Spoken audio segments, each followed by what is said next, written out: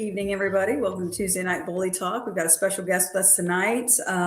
We normally go into this with a introduction, allowing him to introduce himself. But I mean, he's a frequent guest, so if you've never seen it before or lived under a rock, this is Dave Wilson, president of the ABKC and founder of Razor's Edge. Dave. Yes, ma'am. Welcome back, man. Thank you. Thank you. We love having you. I can't remember how many times we've had the. This is the third that I know of. Yeah. Yeah. So super excited.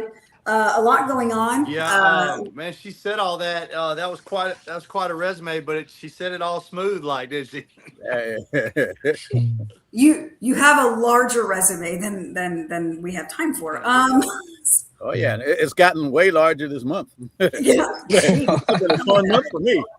Woo, man, who knew? It's been the attack and discredit Dave Wilson month for sure. Oh man. Well, so one of the things that I definitely kind of wanted to start out with is, there's been a lot of chatter lately, and a lot of finger pointing and a lot of confusion. I think, it's based on confusion, I believe.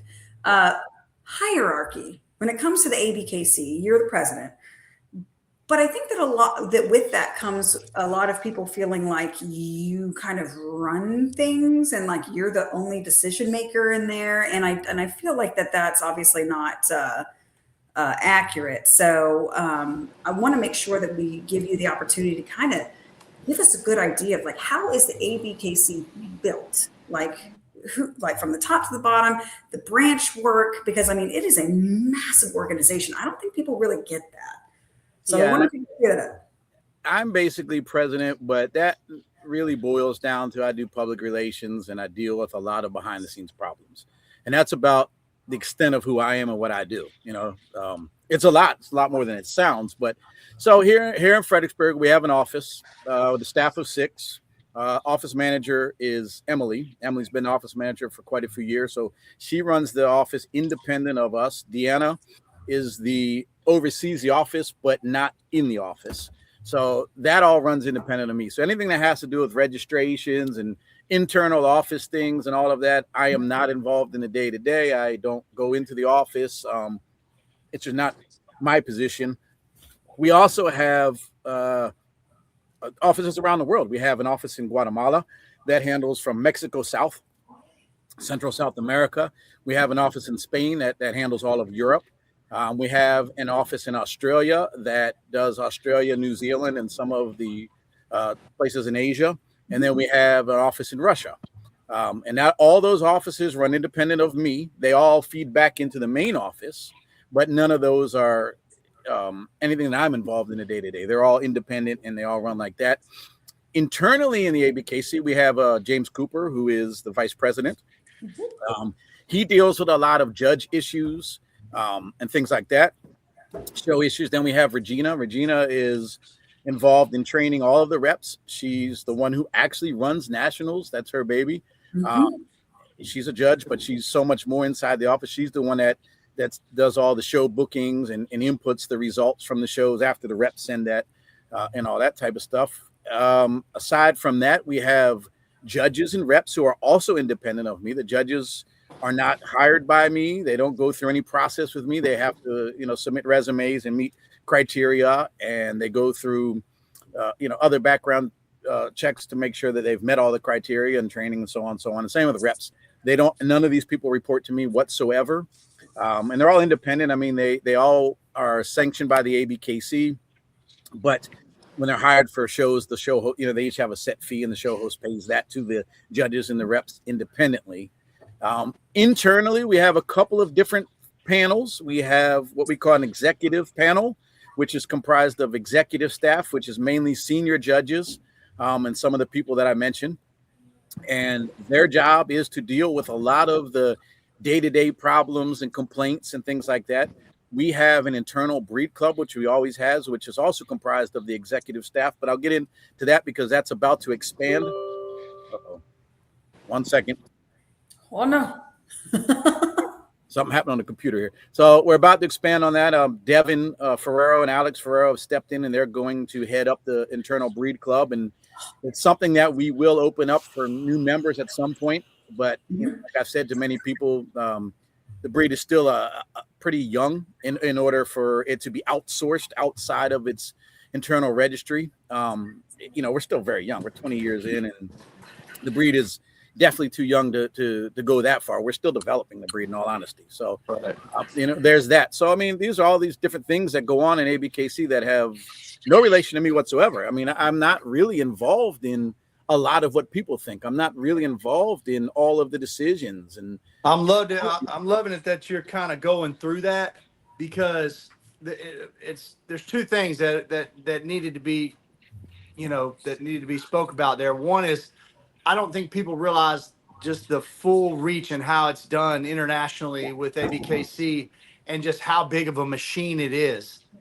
And then in clarifying that, it's easier for people to understand that, ABKC is not Dave Wilson answering the phone in all these different countries and all these things like, oh yeah, we're gonna do this. We're gonna do ask Dave. It's like you're the like this running out of your garage or something. It's like on one side of it, they have to know how huge it is, and then on the other end of it, people seem to act like it's all being run from your garage on your cell phone or something. Oh yeah, no. You can go into any of these offices. The one in Fredericksburg. I mean, people come in all day long. I mean, there's nonstop traffic that comes in there all day long. So it's 100%. Definitely not that.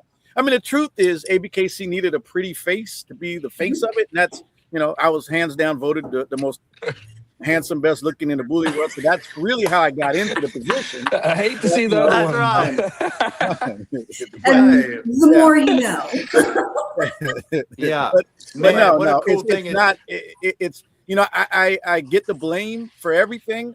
And sometimes I get the credit for a lot of things. And the truth is, a lot of that's not actually me. I mean, we really do have a team, and we really do have offices. And like those offices international, like for instance, the office in Guatemala, they're in charge of booking all the shows and everything that goes down from like I said, from Mexico to Argentina, and all the registrations in those countries there. And they're involved in bringing in new reps and new judges and training reps and training judges. And so all of these things actually run independent than even the main office, so there's a lot to this registry that people don't realize. And it's truly an international registry. It's not like AKC is a huge registry, the oldest in America and the biggest, but it's not international, where we are actually truly an international registry with actual offices throughout the world. I think that's the coolest thing about ABKC. Just the worldwide, having all these different sects in these different countries. I mean, it's awesome, man. No, it is. And I think people also don't realize that we have, Candy just mentioned it, we have panels too. We have panels that vote on things. When there's a topic that's brought up, and it gets voted on. And like the Merle's the greatest topic to bring up, because it's been something that's had to been voted and re-voted on. It was voted at one point to remove for competition, then voted at another point to bring back for competition. And those are things that were brought to the public. We had public polls. I don't know if people saw everything, but we had public polls running for a long time, and the panel actually looks into the community polls to see which way they went, and they have discussions internally and votes internally. And well, let me ask you this, Dave: if the community wants to get involved in things like that, where would be the best source, the best authentic source to get involved in those polls and things like that? Off the ABKC site. That's where we ran the last polls. We ran it off the ABKC website and Facebook, the ABKC official ABKC Facebook. Not these groups. You have to be very careful on the internet, because there's a lot of groups out there that say it's like ABKC. There's the ABKC community. There's all these different ones, but there's only one true ABKC Facebook, and that's the official page. And what does it say on that official? What's the? I think it says American Bully Kennel Club /ABKC. Okay. It's the one that I actually tagged in the post for this live. So yeah, and that's because that's actually where you guys posted the forum asking last year for nationals, being like, hey, we're considering all these other sites, like of these other sites, like what are you thinking? Like where's y'all's heads at? Like you're checking the pulse. And it was a decision. Like Savannah was a decision that people. Savannah was a decision. The Merle thing was a decision. These were active running polls that you could actually see the totals. and see Yeah. how many were yes, how many were no. So, Yeah. and another story I'll just throw out there is when in 2018 when we did the revision of the standard and we removed the extreme and then we added more flaws and DQs to the breed. It really was a tightening of the standard. Then when that vote came out and they voted to remove the Merle for exhibition, I voted against it, and I was actually outvoted in that. So there's a lot. And I was part of the panel at that time. I'm not on the panel at this time, but I was at that time. And I was actually outvoted. So it's not a Dave Wilson is the above all, see all. I mean, this thing is if something happens to me tomorrow, there's nothing going to change with ABKC because it runs independent of me, other than you won't be seeing my pretty face. But other than that, nothing's going to change. Yeah. And I think that again, like, as earlier stated, like there's a lot of finger pointing and thank you for being willing to clear that up, because it is a big confusion for people. They want a scapegoat. They want to be able to just be like, well, because Dave this, or because Dave said this, or won't do that. And it's like, it has nothing to do with you. Like it's a decision that has to be made by a multitude of different people who all have, varying, feelings and opinions, all based on experience. And like, you don't just, let people into these, committees and these panels for no reason. Like, these are experienced people. These are experienced people that have been here for a long period of time, that are hands-on every single day. Because what you don't want is you don't want to bring in new people that are either too young for it or fad chasing or whatever else. Yeah. And I can get into breed clubs and my history of the breed club and why I don't fully support breed clubs. But you have to have panels and things like that. So, and internally we do have a breed club, and we are going to open it a little bit more. And you will see shortly with, like I said, Devin Ferrero and Alex will be heading that up, and we'll continue on with some of the internal members, and then we're going to bring in a few new members, but they'll announce all that later. That'll be something that the public will be able to see and participate in and, go down later, but I will get into that at another time. Yeah. It amazes me how people, they haven't thought it through very much at all. If they they haven't thought about the machine of ABKC. No. If they're thinking that way, but I'm glad that either way, some people can think and some people can't. So I'm glad we're clearing it up. Yeah, and to be honest with you, I know in the position I'm in, I know that it's a position that you have to have thick skin, and you have to be willing to accept responsibility, whether it's you or not you. It's just part of the job, and I'm fine with that. I mean, it's people can say what they want to say. It doesn't change me. It doesn't change my life, because we have a mission. We've had a mission from day one, and one thing I can say, that you got a lot of people that have come and gone, and all these people claiming first this, first that. And the thing is, we've never wavered from the mission. When we set out to make this breed, or we set out to legitimize this breed, and we set out to promote this breed, we've never wavered from that. From that day on, we have never, ever stopped working for this breed. And it's obvious. I mean, obvious when you travel the world and you can see this breed, that what we've done, it has worked. And we've truly been here for the community since day one. So a lot of these weird things you hear nowadays, and everybody, we're in a weird time, I think, because people are hurting. The dog business is not in its peak right now. There's a whole lot of reasons, but I will tell you, COVID is probably the biggest reason that we're in bad times with the dogs right now, because it was such an influx and so much money and so many people jumping in. You just have tons and tons of people who were never into dogs, people who time and money, and just everybody was into breeding, making money. And the thing is, now we're in the aftermath of that, and everybody's pointing fingers. It's this fault. It's this fault. Truth is, it's the fault of a financial influx into dogs during that COVID era that flooded all breeds, but especially the ours and the Frenchie, because those were two of the biggest breeds. And now you have the after effect of that, and we're dealing with that right now. And so ABKC is in a position where we're having to play cleanup, because, I mean, truth be told, the breed was just flooded with low quality dogs and poor quality dogs, and people that really should have never been breeding. But is what it is. It's just that's the phase we're in right now. So man, absolutely. That's and very Jenna well said put. it. Jenna said it great. She said too many, breeders and not like too many breeders and not real breeders.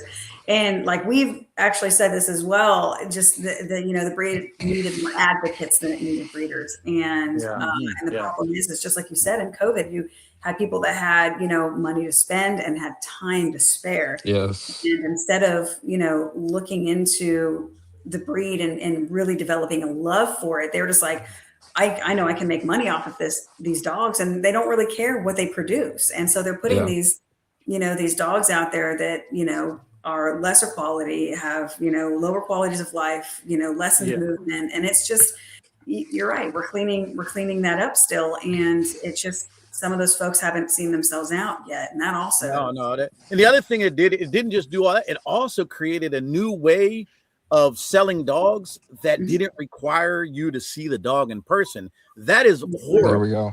Horrible. Yes. And that happened to come into time frame when all these new Photoshops and, Photoshop, I know, you know what I mean? Like all these other things. And so it just like, all the bamboozled in a lot of ways. People were really bamboozled. They were just buying anything offline because somebody's saying stud fee $10,000, puppies $15,000, and they're saying,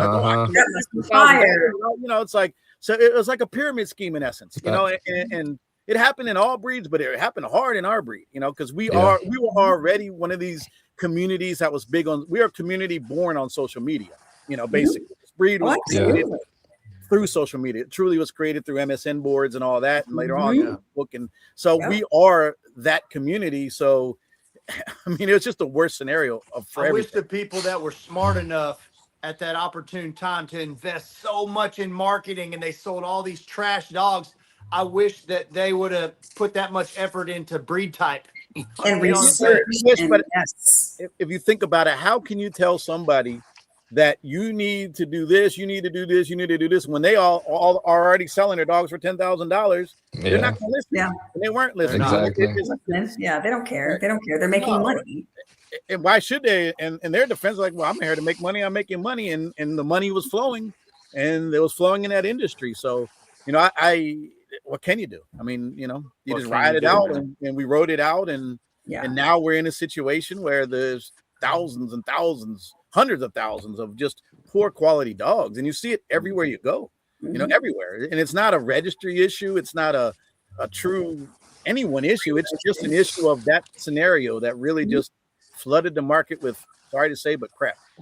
Do you feel like that's cleaning up now? Do you feel like the people that are hanging in there this far past COVID are back to trying to bring the breed to what it should be, and trying to weed some of that out and clean it up, to help people on y'all's end from the top down kind of clean this thing up?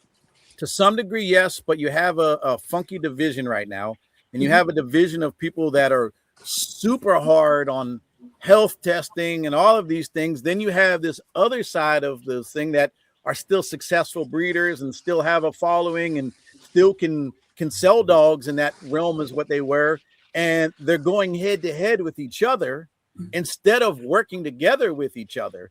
And that's a problem right now, because we don't have that happy median in the middle. Yeah. Like, for instance, we came out with the premium pedigree, right? The whole let me get into that too, just real quick, just so people understand. Premium pedigree isn't the first time that we put certifications and health certifications and all these things on a pedigree. You've always been able to send in your health certifications and have those added to your pedigree, whether it was, for hips, heart, whatever the case is. It's always been there. It doesn't cost anything to add those certifications to your pedigree. Never has, and we've always offered that. But when we decided the premium pedigrees, let's come up with something that is kind of catchy, that would make people feel like, hey, I want to get that. And it's a step in that direction. Almost. That's the happy medium that's missing in the community, because people are, you're the one way or you're the other way. And the truth is, we all need to be conscious of health issues in this breed. Yeah. The breed, it's here now. It's 20 years in. We finally got the type right and all these things right. But now we're in that other phase. Okay, now we really need to be looking internally into these dogs and figuring out. So we thought, okay, this is a catchy thing, and people are like, well, you're charging for it. We have to charge. If you want to add this certification pedigree, it doesn't cost a dime. But if you want that, we're looking for certain things in our breed that we found. We found that our breed is prone to a lot of heart issues. We found that our breed is prone to dysplasia, whether it's hips or elbows or both. And we've also found that there's a lot of people out there that aren't honest. So DNA is a very important thing as well. So we said, let's look at a couple of those serious issues in our breed, in our community, highlight those, and then you can get a special pedigree that's, it's its own pedigree. It's a true platinum. It's its own design. It's all that highlights those three things, just to get that movement started, to make it like, I want to get this. But in actuality, people want this premium pedigree. But what it's really doing is it's a door opening up to really getting people to start to pay more attention to the health of their dogs, and more attention to, being upright breeders and being honest, and, all these things that we really need to see in our breed. So it was just something to get that ball rolling. And that's why we did it, and then you get people come on there hating on it. Like, I don't know why anybody is hating on it. It's not a money grab. It's not for any other reason. It's because it's our responsibility to try to figure out a median between these two sides and get people into wanting to do these types of things, Oh, I think it's a absolutely. notch in the belt as a breeder, man. It's something you'd be proud to have, completed and have, that you can show that, hey, we've had it, we've covered all these bases, we've checked all these boxes, and we have premium pedigree on our dogs. I mean, that's a badge of honor, and the way I see it, and putting it all together, I think, like you said, I think it's the future and a necessary move. Thank you. Yeah. Thank you. Yeah, it's definitely one of those things where it is a step in a direction that, I mean, it's always been out there that, like, and you've said it a million times in every interview I've ever seen you in, where it's just like, you've always been about the health of the dog and to not jeopardize the health or the mobility of the dog to chase extremes and things like that, and to chase appearances and whatnot. And so I think that this really kind of puts it in writing, so they know that it's not just talking, it's walking. And I commend you for that. Yeah, you're directing where the breed needs to go, and that's amazing. With you being the president of the ABKC, like you said, you're not on the panel, but you're still directing where it goes. And you've said this every interview you had. Now you can tell an American Bully the type is there. You see an American Bully, you can differ it from an Amstaff, from a Pit Bull, whatever the case is. So now the type is there. So now the direction that you're taking it, which I agree with you, it's let's start really health testing. Let's make sure that the internal parts, because you have to have the casing of the breed before you can really, dive in further. So now you have the casing. Yeah, the breed needed an identity. And that's another argument in the community. You got this, I don't know where this wave comes from right now, but there's a wave right now. And they're going back to how the breed started. But the truth is, the breed didn't start as an American Bully. The breed started as an American Pit Bull Terrier that went its own direction. And if you go back to those dogs are no different than American Pit Bull Terriers, because that's what they were in the beginning. They were American Pit Bull Terriers in the beginning. So you needed a period where the breed could develop and create its own identity. So you get a lot of people look back in the old days and say, yeah, but that was, you all had this, you all had this. Yes, but we were still APDs at the time. We were still UKC registered at that time.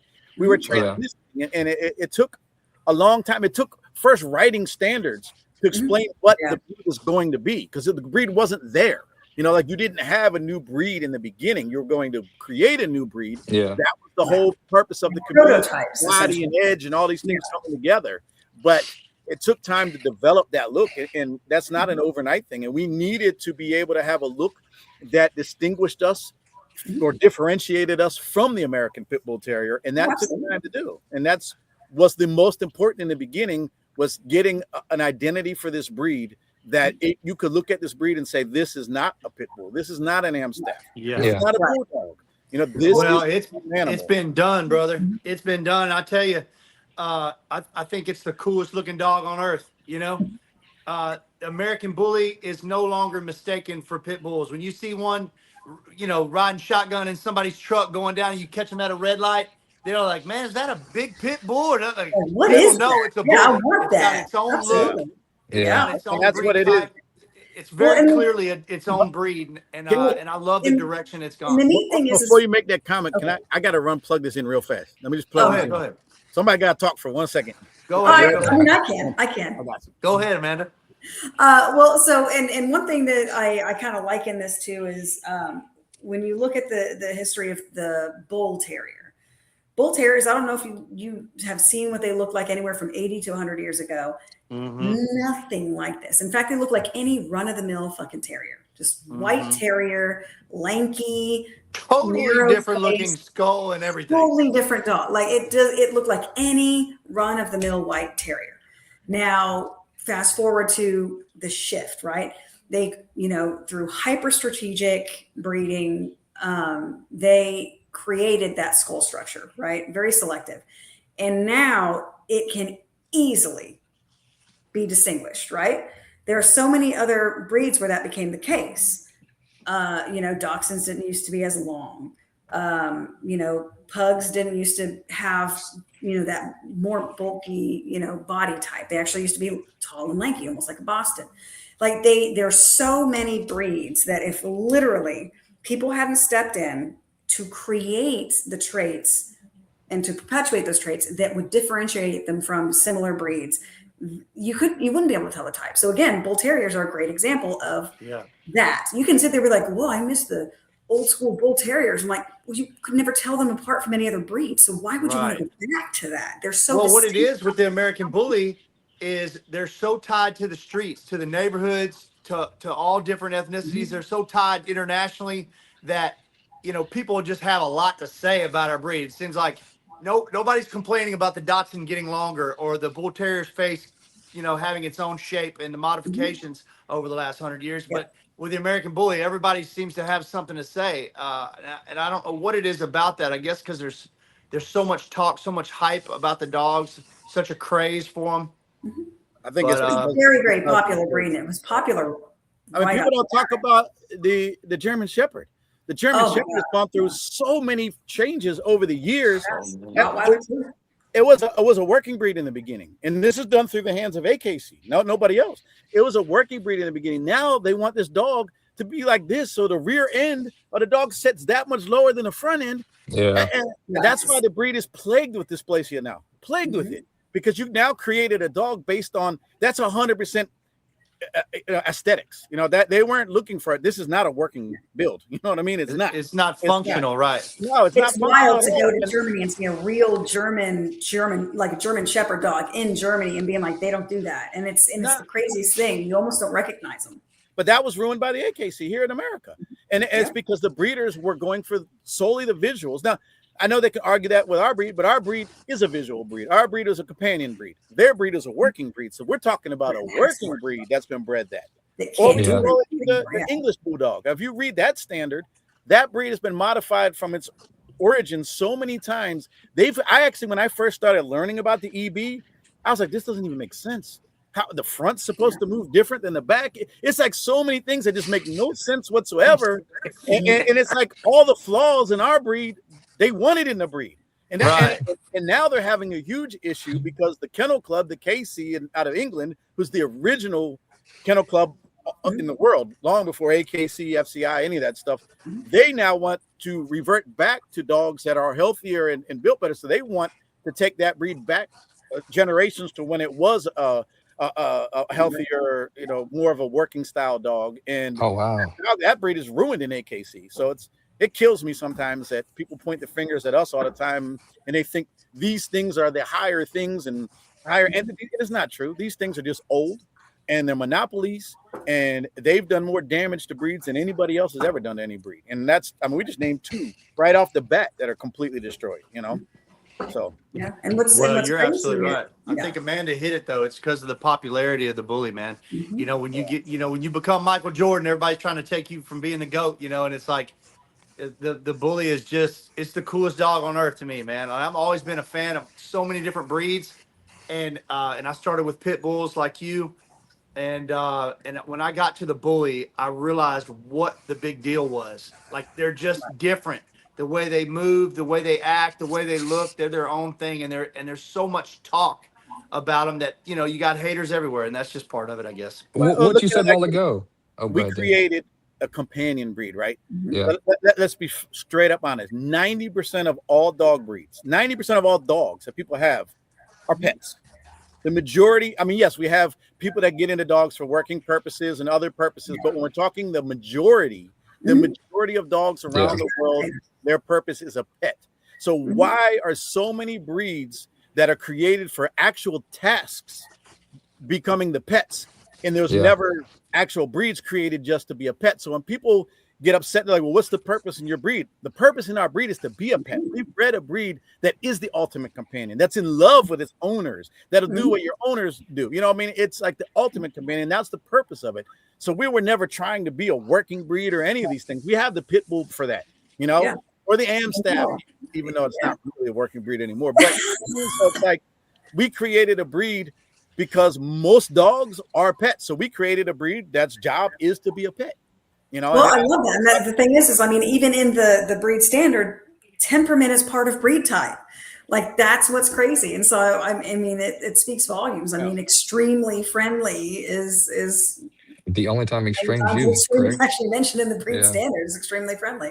So it's like, it's just crazy. Like, yeah, it's a companion breed. Even in any of the, you know, all breed registries that it does ultimately show in, it's in the companion, you know, category. Right. Because that's what it is. Yeah, exactly. But I'm here tonight, so anything y'all want to get into, because it's been a fun month. Yeah. So. Hey Dave, what I like what you said. You said this earlier. You said that this breed was really built off social media, you know, MSN boards, Facebook, things like that. Man, it's really a double-edged sword because the popularity grows, but also there's a lot of negativity on Facebook and, you know, social media and things like that, because a lot of people are just negative and they're looking for something so they can, you know, constantly watch and jab, and you wear that hat very, very well. You know, how you're talking about earlier, you know, you being the president, but again, you not making the ultimate decisions on things. Literally, you built a panel that you trust that are doing these things. But again, for you to do this, and it's crazy that you have to deal with so much negativity on Facebook, just constantly.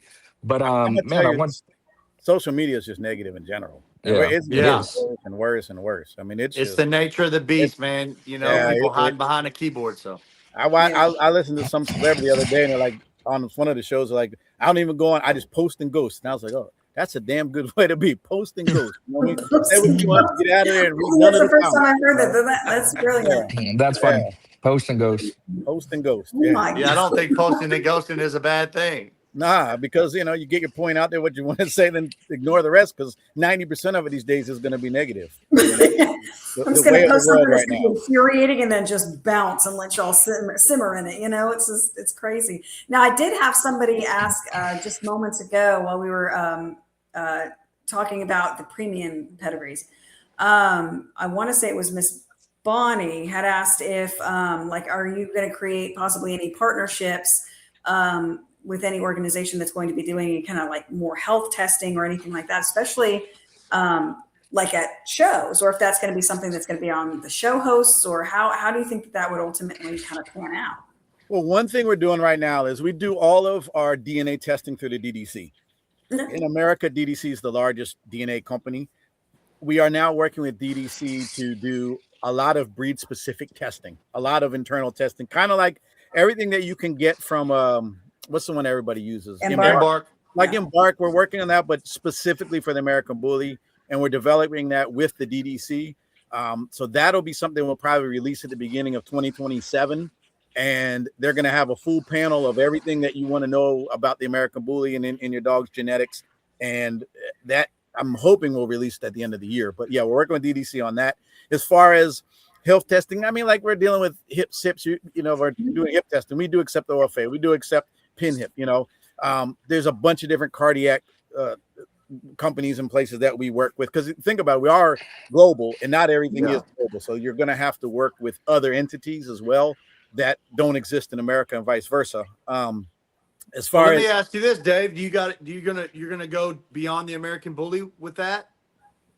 With the DDC, are y'all gonna like first map out for us and then maybe to other breeds in the registry, or are y'all just gonna stick to the American Bully? So here's the thing. Even though we accept other breeds, we are not the house registry for the other breeds. We are just a hosting registry. So we don't we don't create other breeds. We don't do a lot of things for the other breeds. Where all those other breeds have their house registry, all of them. Okay. And that at our point at this moment is we will give them a place to show, and we will, allow registration, but we're not the entity that's the house registry for them. So I think those things need to happen via those registries. And if these breeds get bigger within ABKC and it calls for that, then yes, we can move on to that with the DDC as well. But at the moment, our focus on these things is the American Bully, because we are the house registry for the American Bully. So is the DDC, are they going to change up some things that they've done before, like do a little differently for y'all with this ordeal here? Yes. Go into it a little further and things like that, because I know they had like, I don't want to say the wrong numbers, but I know at one time, they checked like 200 things versus Embark's 10,000 or whatever like that, and I know that they can add to that, and I'm sure they've added to that since the last time I heard those numbers years ago. But 100% what you're saying, and that's why we're working with them, because Right. they want to extend their DNA testing and all the genetic testing inside of DDC for the American Bully. So yes, that's doing it. I mean, they were also the one that realized that we can no longer in our breed test on a 7 LEL DNA test, because our dogs tend to be closely related in a lot of ways, and they've developed a 14 LEL test just for the American Bully. So Right. that so they are learning a lot about our breed, and we're working closely with them. So yes, we're going to extend to pretty much everything you see in Embark, you'll see through the DDC that's related to the American Bully. I'm so glad Gotcha. you cleared that up, man, because with all the other stuff that I do, I don't want to say that I'm just a huge fan of Embark necessarily. I'm just a huge fan of the tool of genetic testing. The flashlight in the dark. And the reason why I've worked with it as opposed to the DDC, and when I looked into the DDC, that was something that, well, anyway, I'm just glad you cleared that up, because that's I think anybody that's already pretty knowledgeable in genetic testing that would be their first question. So I'm glad we touched And the on that. reason I'm not working with Embark on all this, we do accept Embark for a lot of things, not everything. We don't accept the breed test from Embark because it's not accurate. But the problem I have with Embark is they didn't work directly with a registry. They didn't work directly with breeders and proof of breed. So the dogs that they used for their database, for their the pool and everything, there was no way to know they were truly American Bullies. So Right. that's why their breed test is not accurate, because they didn't have any way to verify dogs that were entering as American Bullies were actually American Bullies. So that's a big issue. And the fact that they still can't come up with a pit bull test tells you that that American Bully one isn't accurate. So Well, absolutely. Well, that just speaks to, like you said, it speaks to the fact that they're not getting with the right people to get that information to make that test more accurate.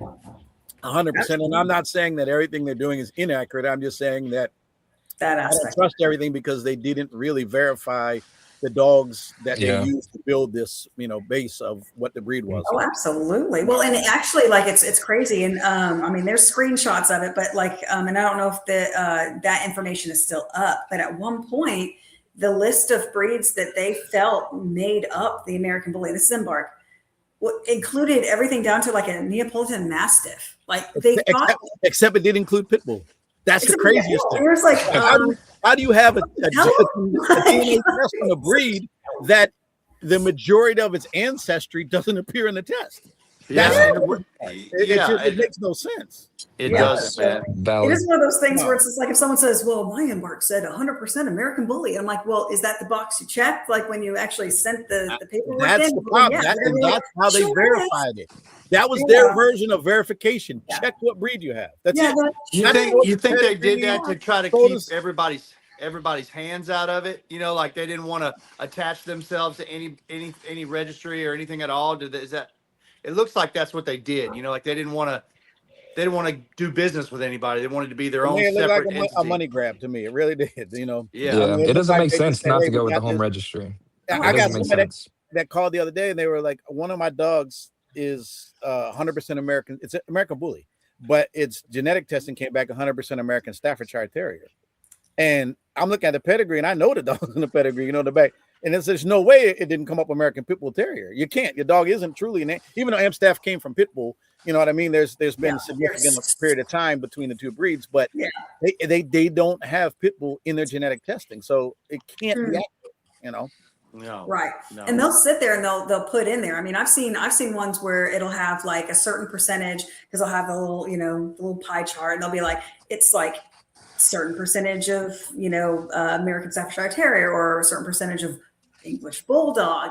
And then and then they'll have Pit Bull on there. And I'm like, I don't think you know what that, like, okay, but you know what? That's fine. It's you do you, but it's one of those things where if you just go ahead and you check the box, like American Bully, they're going to send you paperwork that says American Bully on it 9 times out of 10. There's a few small instances where that's not the case, but more often than not, they're just going to be like, you sure do. Now here's all the other stuff. Like, well, I'm glad to hear y'all are working with DDC on that, because I use embark tests. Everything in my yard is embark tested, but the reason is because there's tools within what they offer that I use. But I'm having to discredit the weight, discredit, like you said, the actual breed makeup. There's things that we have to like overlook to be able to use what we can use. So when y'all map something out with DDC and it's more tailored to the American Bully, that's going to be a big deal, man. I'm excited about that. Yeah, and by all means, we'll look for input too. So if you want to suggest things later on, we think we got it all covered, but we're definitely looking for input from breeders to find out what they would like to see, because right now it is DDC that is developing it right now. So with us, solely us and DDC. I would love to talk to you about that later, man. Maybe see what all what kind of path they're on, because I've spent a lot of time there looking into all that, and definitely want to make sure that certain things don't get left behind in that switch. Right. Yeah. Now, as far as like these percentages go, like obviously, again, this breed's 20 years in, a little bit more obviously if you include some of the developmental time, previous to the establishment of the ABKC itself. But are there certain percentages, or there are certain breeds that if you find that on your genetic testing, when it comes back, are you like, no? It's difficult, because in order to really develop the American Bully, it's going to take time to do it the right way. The genetic testing is what I'm referring to. And it's difficult because if you can find something that's in the front of a pedigree, then then we need to do something. But if you find something that's 15 generations back, that could be prior to its origin, and that's just part of its genetic makeup in the stud books and the brood stock and things like that. And those things you don't touch, because those were what was brought in the beginning when the breed started to be created. So it's difficult. It's a really difficult thing, and the hardest thing is you're in a world where there's a lot of liars and cheaters and things. It's a never-ending battle. And you're never going to win all of them. You can't always stop everybody from everything. And it's difficult because legislate morality. And the thing is, like, so it shows a 10% of this or a 6% of this. But when, how do you know how far that is in a pedigree? And that's where it becomes different, because it very well could be. I mean, we all know that some of the lineage behind the XL is a little bit different than some of the original lineage behind the standard in the pocket. Basically it's the same, but breeders use different things in the early days to make their dogs before to get the mass right. I'm referring to pre-American Bully, and we don't know that, so it's you just don't know. Yeah, they brought in another gene pool for the mass. Yeah, or the height. Yeah, I think it's for the height, but Yeah, Alex, the height to you. Yeah, I mean, back in the day, the XLs. That were coming out of like California when it dealt with like the butt headline, and there's a bunch of them at that moment in time. I just remember that the bigger one, but those dogs were known to have had some type of mastiff ancestry behind them, small amounts, but it was known that that's what was in those dogs. Yeah. And fast forward 25 years from now, that's still going to pop up in their DNA somewhere, but it doesn't mean that it's a mixed breed. That means that it was something in its origin before the breed was even created. So, and all breeds have that in their creation. When you really deal with new breeds, almost all new breeds have some element of something other than just one breed in it to have created a new breed, you know. It has to, Oh, yeah. absolutely. And that's the thing in the American Bully. Like, we know where some of these things came in pre-American Bully, but it was part of whatever those breeders were doing, you know, and it was Right. part of what these breeders. And that's why all these years I've spoken for Razor's Edge, because I can tell you Razor's Edge. I can vouch for Razor's Edge. Right. That's my project. I know what Razor's Edge is. Mhm. I know what I brought into the table, but I can't tell you the other guy's story. One, it's because it's not my story. Two, I wasn't there, so I'm just going on hearsay myself. So, you know, it's speculation on my end, even though you can look at stuff and know where it came from, you know. But yeah, like somebody just put this dog here, at 5150.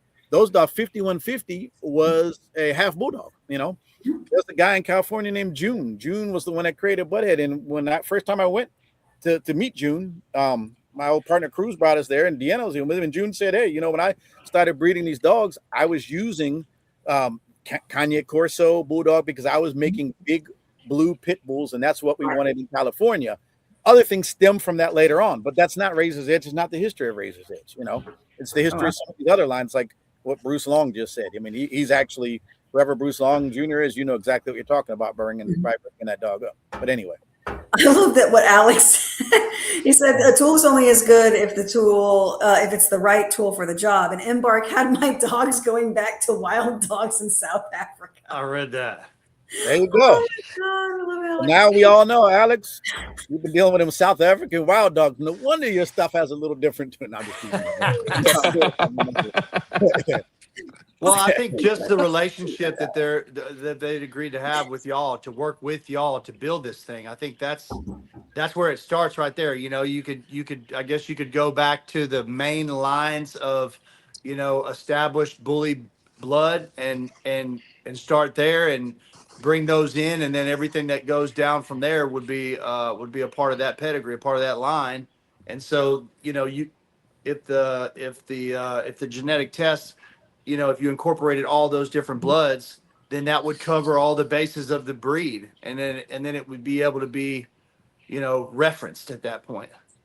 Yeah. Gotcha. Oh, and by the way, Dave, that Bruce that's in the I comments. already figured it out. I've already figured it out. That's big I on. didn't We're just talking Yeah. to him. I didn't know he had this long, expensive name here, Bruce Yeah. Long Jr., the third. You know, Yeah, I didn't it was know all that. He may not be able to be Before on odds, Bruce camera, Lang.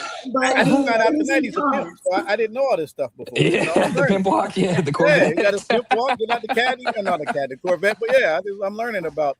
Sorry, Uncle. I didn't know Oh, that he is had hilarious. Yeah, when he was on the screen, he was Uncle Bruce, and now it's Bruce Lang. Hey, he done flipped Yeah. up on me. He went all Yeah. government on me right now. I didn't know. You know? He disappeared. You've never seen Bruce Lang and Unk in the same place at the same time. So let's talk about the Rock with nationals a little Dwayne bit. Johnson. You know. Let's talk about nationals a little bit. What do we got locked in? What's the plan? Where are we going with that? We're going back to Texas. I love Savannah, but I'm telling you, Savannah broke me, man. I had to pay $100,000 for the venue. It was unbelievable. I mean, that was a nice venue. Just Damn. a beautiful place, but it's just not. I mean, we already know nationals is not something ABKC makes money on. We try to overdo it. We try to do things as big as possible, give a great stage for everybody, give that premiere show at the end of the year. We always lose money, but it's an investment in the community, so it's worth it. But that's a pretty big financial hit for that one. But I mean, we will go back to Savannah one day. But it is time. I told you we're going to keep rotating Houston somewhere else. So we're going back to Houston. Nice. I love it in Houston, man. I'm from Houston, so that's home to me, and I love that setup there. That venue there is beautiful. It's a I thought huge she was an building. Arkansas boy. What? Well, I was born in Houston, so Well, that venue's work with us, huge. man. They love Yeah, us. it is. They love ABKC. They love nationals. We have all the vendors there. We have two international. Then it's perfectly airports. located in downtown. Right. It's easy to get in and out of there.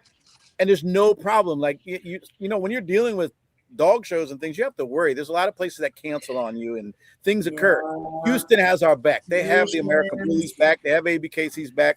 And it's just a comfortable, easy place to go. So we don't want to ever give it up. It turns out a good crowd. So we will be in Houston. Unfortunately, we'll be at the opposite end of where we normally are. Okay. We normally, I know it's going to be a long walk to Papa Do's. It'd be a different hall, huh? Oh, dang. In reference to like Papa Do's, where is it? I'm getting a scooter. You're gonna see me ride on my little scooter, get my little swamp thing, and ride it back to the other side. Yeah, it's a lot of walking. Yeah, we're on the opposite end this year. Yeah, they're gonna have internet memes with Dave on the e-scooter down there.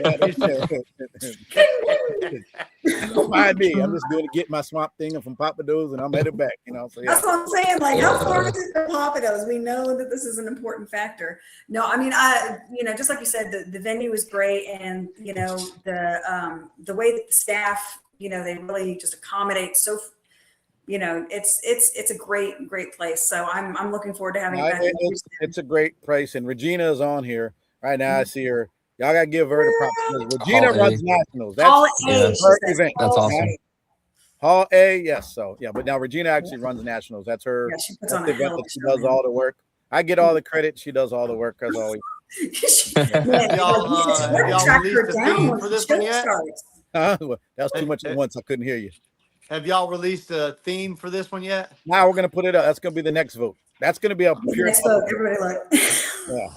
So what are some options? Do you know what? I don't even know. I mean, we ran through so many themes. I don't even know what to do. We still haven't done ugly Christmas sweater theme yet, but Oh Jesus. Yeah. Caleb, you're up. Yeah. Hey, I got a good one. I got a hell of an ugly Christmas sweater. You got it. Maybe that's a good one, boy. We'll put that up as one of the options. So yeah, we'll figure that out. There we go. That'll be something fun to do soon. We'll start releasing information in the very near future, and then we'll get that vote going. So there's some diehards every year that definitely come to to the theme. So, and I'm always there for the theme too. So we'll do it. Oh hell yeah! I like that. I like that you open that up to the community. I like that you open that up, and also the where it's going to be, the location. So every other year, it's going to be at a location of the community's choosing, correct? And then every other year is going to be at Houston, which is the one we were just talking about. Right. Okay.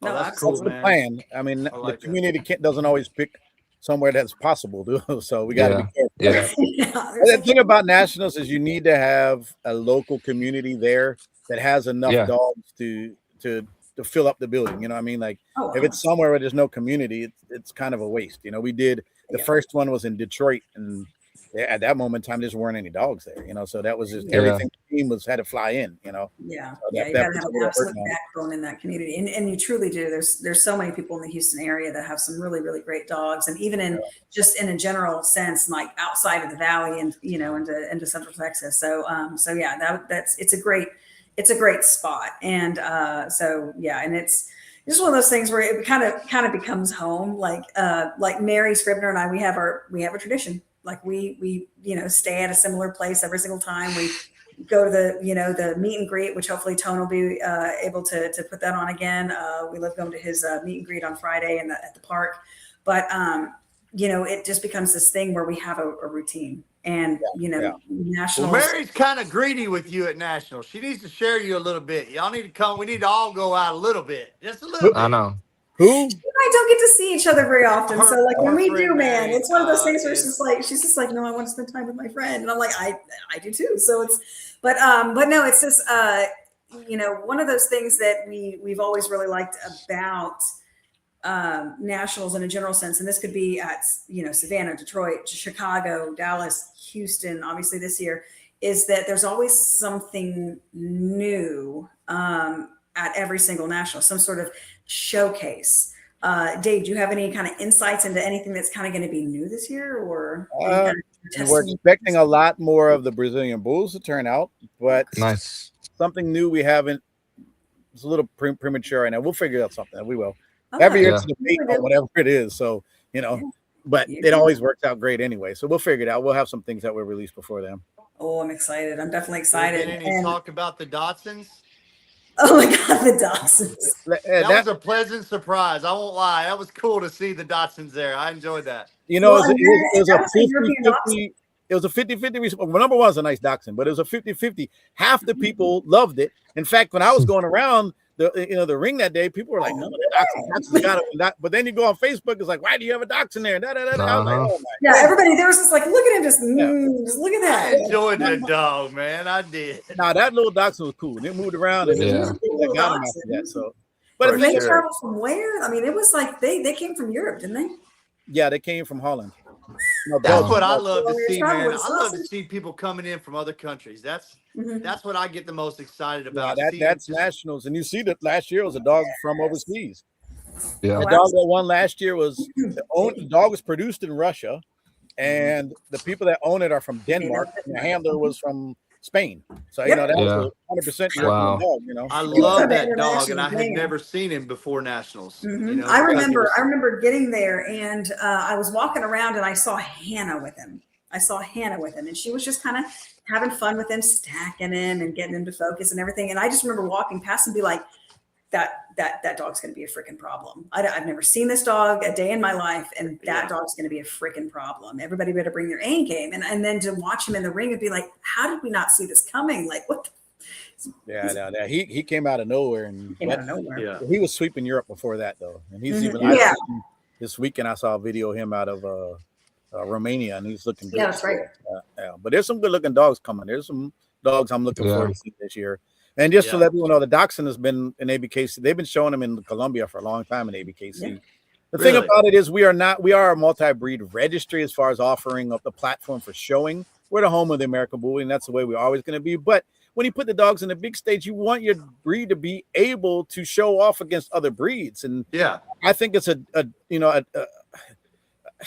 it just doesn't make sense to not allow other breeds to compete at our shows. It just doesn't make sense, you know. I agree, man. I like to I see how agree with that. fan and compete against other breeds. To know the quality of your breed, you have to see it Yeah. go against other breeds, and that's Yeah, just what it is. So it's absolutely. like we're not out there trying to be AKC or FCI or any of that stuff, but we have a lot of people in our community that have other breeds. Not to mention the type of events that we have are different, you know. And there's a lot of people, especially the younger generation, that isn't comfortable with AKC, isn't comfortable with FCI. They don't want Yeah. that atmosphere. They It's a want our lot of atmosphere. busy work. So, you know, and they have great dogs. So we allow that, you know, and it's not like we just throw them up and that you can show them. No, I mean, before we do that, first we have to have the standards up. The Yeah. judges have to be trained on the breeds.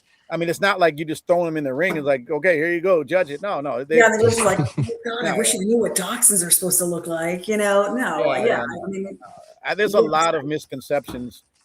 I'm telling you, this is the year of misconceptions and false information. It's crazy. it does Man. feel like there's been a lot this year, and I don't, you know, while I don't know like what has caused it per se, but the fact that you are willing to be so transparent and to be so forthcoming, getting out and actually voicing, the facts about it, the background behind it, and making sure that you're clarifying, these confusions, because again, just like we said earlier, people like to blame you for everything when in all reality, it's just like there's such a larger, group of people that are making decisions, but they're voting. And so some people, their vote doesn't, win. So it's a big deal to know that it's not just one guy that they can just really more easily point a finger at and just be like, it's Dave's fault. Yeah, but I do know what's causing it, just so you know. The Caleb's? one that's causing it is the lack of financial investments in this breed right now. I mean, it's just the money's not there right now. Breeders are having a hard time selling dogs. Registries are having a hard time filling shows. It's just got really cutthroat. And the other thing is, like I said before, I'm not a guy that's not about unity, because it's unity that created all of this. But I also, and I know a lot of you all go other ways and do other things, but I just personally feel that the breed is way too young to start pushing it into so many different directions. So many registries break off with their own versions of it and their own shows and all these things. Then you got breed clubs that are trying to take it other registries that really don't have any business being in it. It's too many directions on a breed too young in a time when the finances aren't even there either. So it's a perfect storm of just going too many ways and just, spreading it so thin. And that's the problem. That's exactly what it It's is. so thin, yeah. I mean, Dan, we didn't even finish making the pie and they already started divvying it out, So Yeah. what are you gonna Yeah. do? Pie's not completely finished. That's a good analogy. Divvying it out, then what's left? Nothing. And that's what Yeah. they're all experiencing right now. They're all experiencing. They're all pointing the fingers, and now they all want to be the top one. So the way to be the top one is let's go to the top one and try to discredit it let's go to the guy and try to discredit him from every angle we can discredit him. And the truth is, I don't even care about David Wilson. I don't even care about Razor's Edge. Like I had to give my own passion up. If you know the true story of ABKC, I had to give my own passion up. I didn't want to, and I had to for the community. So I don't even do the things that I like to do because I've had to dedicate so much time to doing this, which I love too. But it just kills me sometimes when I see all these accusations. I'm like, you don't even realize like what I gave up to do all of these things. Like I could go back to being a breeder and, and I love that. I love creation, but I can't really because it's number one, too political. Number two, I just don't have the time for it doing all these other things. I do have a question, and this is again, it stems from there's been a lot of confusion lately as to the history of the ABKC. I was wondering if you wanted to kind of give us at least a little bit of a summary of like when this whole thing started, because I mean, I can 100% do that, and I'll try to run through it as fast as possible, and I'll include everything. So I have nothing to hide. I really don't care. That's wrong. So anyway, I had no issues in UKC. I showed for UKC for many years, did very well. Pre-Gotti and all these other lines, Razor's Edge existed then. The UKC was the home. If I tell the story or whenever we get into the story of Razor's Edge, it goes deeper than that. I actually didn't even plan to go UKC. My whole goal in the beginning was AKC only, Amstaff only. But another story whenever you want to get into that. So anyway, I showed UKC, did very well in UKC, had no issues. And my line grew in UKC. It was American Pit Bull Terrier line. Razor's Edge was an American Pit Bull Terrier line. And we did very well. But then what started happening is the UKC has a breed club, which is called the National American Pit Bull Terrier Association, right? And that breed club changed year to year, the panel. Every year, it would change to new breeders, new people. Every year? The year that I'm specific, Beth Jones, she's a breeder out of Massachusetts or somewhere up there. Anyway, she was the president that year, and they had this vote, and in the vote, they changed the standard, that they changed the style of dog in the standard. It would be like saying, if we only had the standard American Bully, and now we said, we're getting rid of this, and we're only going to have Classic now. And now we're introducing you to Classic. That's basically what that standard change did. And it didn't just affect Razor's Edge. It affected me because at that point, I had built a following. I had buyers all over the United States. I had, we were competitors on both sides of the coast, but it affected other big breeders. Like you have Pam Carter. Pam Carter had Gaff Kennels. Gaff Kennels, way older than Razor's Edge. I mean, she was one of my mentors, and a good friend of mine. And she had a great program that preceded my program by 20, 30 years, and I've been 30 some years now of my thing. And this is, so she was in a long time. She completely abandoned. At that point, she said, I'm not going UKC, I'm going AKC. So she completely abandoned a bloodline of 30 years. Gaff was one of the most famous bloodlines in the American Pit Bull Terrier, started over and went AKC. And then when she went AKC, she had to start with Sierra blood. She actually got a dog from me, a Razor's Edge dog. She got some stuff from Pam Purdue in Virginia.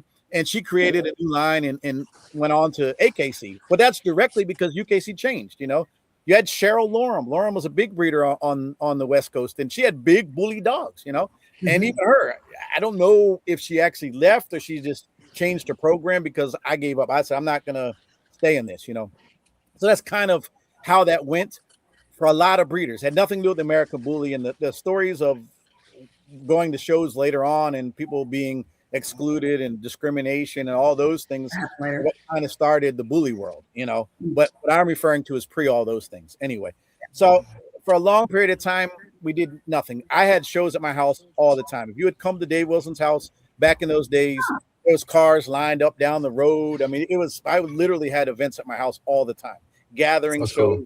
Then people started doing things like, we had Byron did a meet and greet in Texas. We all came out and just started doing that. Larry Duran started doing us Blue Nation, some events over in California. We started going to those events. So all these things started happening where we started having these events, these barbecues, these fun shows, basically. Yeah. And, it's two different communities. Together, we were on this the Elite Edge MSN board. And we kind of all came together. Edge guys didn't breed with the Gotti guys and vice versa because we didn't see our dogs truly as the same. Yeah. I really stuck to my UKC, American Pit Bull Terrier show dogs. Those weren't show dogs, and they were more California-based dogs. Mhm. But we all interacted as one community, and it just kept going around and around and around. And then you started to get more professional. And then finally, on the Elite Edge board, we started talking like, we got to do something. We have to go our own direction. We have to create something. There's just too much going on. We have too big a community. So we put a vote up, and we voted for a breed name, and all these names came, and eventually we boiled it down to American Bully, and for a lot of reasons, but that's how it went. And there was a vote, a public vote on the MSN Elite Edge MSN board where everybody was, and we voted for the American Bully. So fast forward a little bit, we realized we need a register. Oh, shoot. Right. Hold on. I don't know what this is. Something pops up on his computer. We needed to do something bigger. So a couple of us guys got together in the Elite Edge, and we started discussing it. And it was mainly me and Lou Manipon, who's one of the judges, big judges right now. We got to go. Let's write a standard. So we wrote a standard for the American Bully. Then we formulated the ABKC. We went and registered the ABKC as a business in 2004. And then Lou's job at that point was he started to go around registering everybody's dogs, bringing in the brood stock for what was going to be the American Bully. Gotcha. And it was mainly Elite Edge members, and Richard Barajas from Gotti Line agreed to do that. Later on, Ed Shepard, we'll talk about that, but later on, Ed Shepard. So we started doing all that, going around and did that. Then I get a call from Rodney Bingley, who's New Trojan Kennels. Monster G was his famous dog. Mm-hmm. And he's like, hey, you guys are doing that, but Larry, who's been doing the Blue Nation shows, he's also now starting a registry. Maybe you guys should get together and talk. So, he started then the BKC. We had ABKC. So we got together and we had some talks. We even did a show together. Didn't work out. Just two different ideas. My idea and their idea was different. And some things happened I don't want to get into, but I just said, no, we're not doing that. And we went our own way. We still supported each other. I went to his shows. Our guys went to his shows. He went to our shows. But we started to really grow because we really started pushing this breed hard, and going around the world. That thing ended up folding. This thing ended up really growing.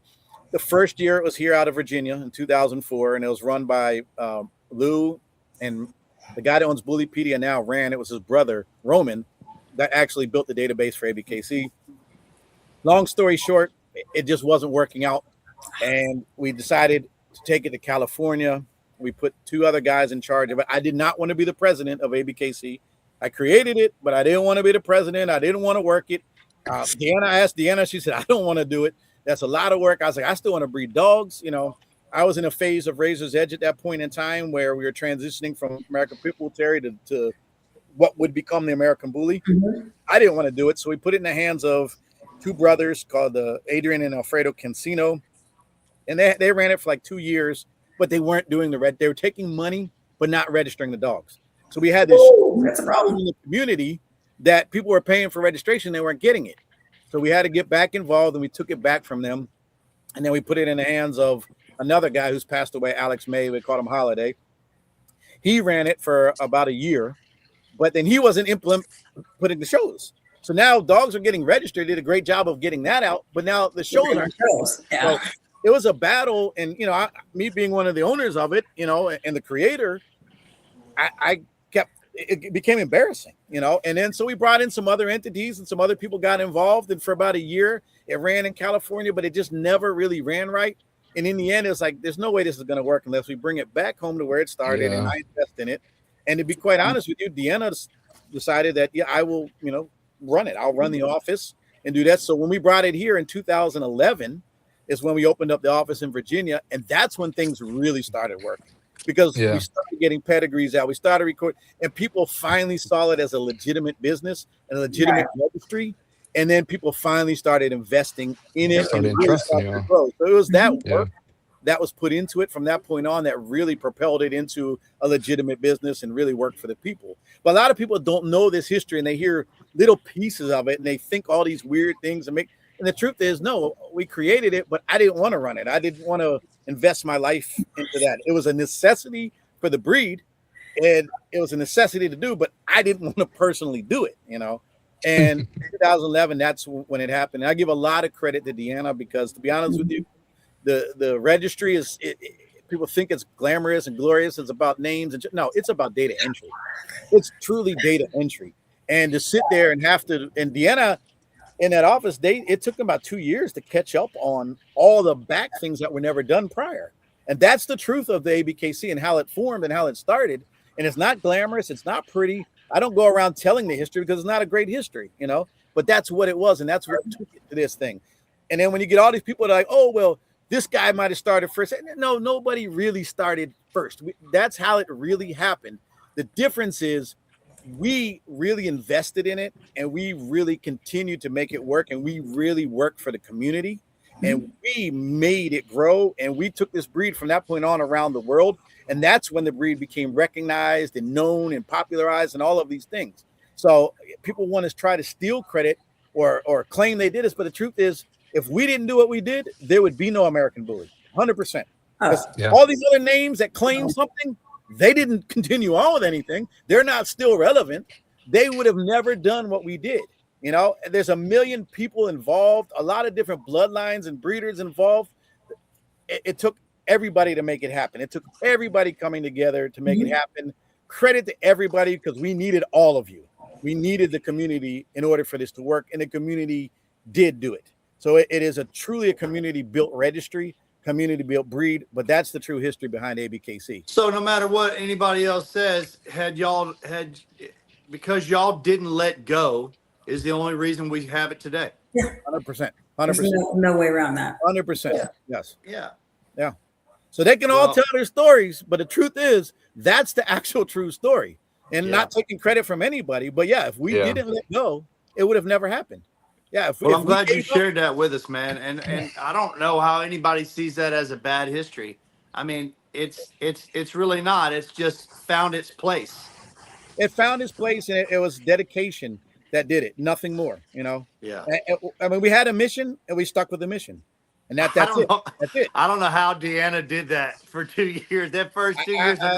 I don't know either. I mean, she I did. could not have done that. Yeah, God bless that she did all of that, and now we have an Emily that runs the main office. That's, every bit as good, But I mean, yes, but that's really what it was. It was blood, sweat, and tears, doing all the things that nobody else wanted to do, and that's what everybody wanted to put their name on it, but nobody wanted to do the work. Yeah. Well, I'm glad y'all did it. Yeah, thank you. Well, and the thing is with the BKC, I mean, I don't, at that point, I don't even think they had the actual breed name established as far as they never ran with American Bully. They were just using the same generic name we all were. We were calling our dogs bullies. I mean, we all using a generic term, bullies, and everybody ran with that, and that's what they were running on. And I mean, time frame, we're talking a couple months difference. Chicken or the egg? I mean, you can go search public records and see who registered first, but I mean, I know that's the real history. I mean, that's what it is. So, and no disrespect to anybody. I mean, we all were trying to do something. It's just, it was just really sticking with, what we did.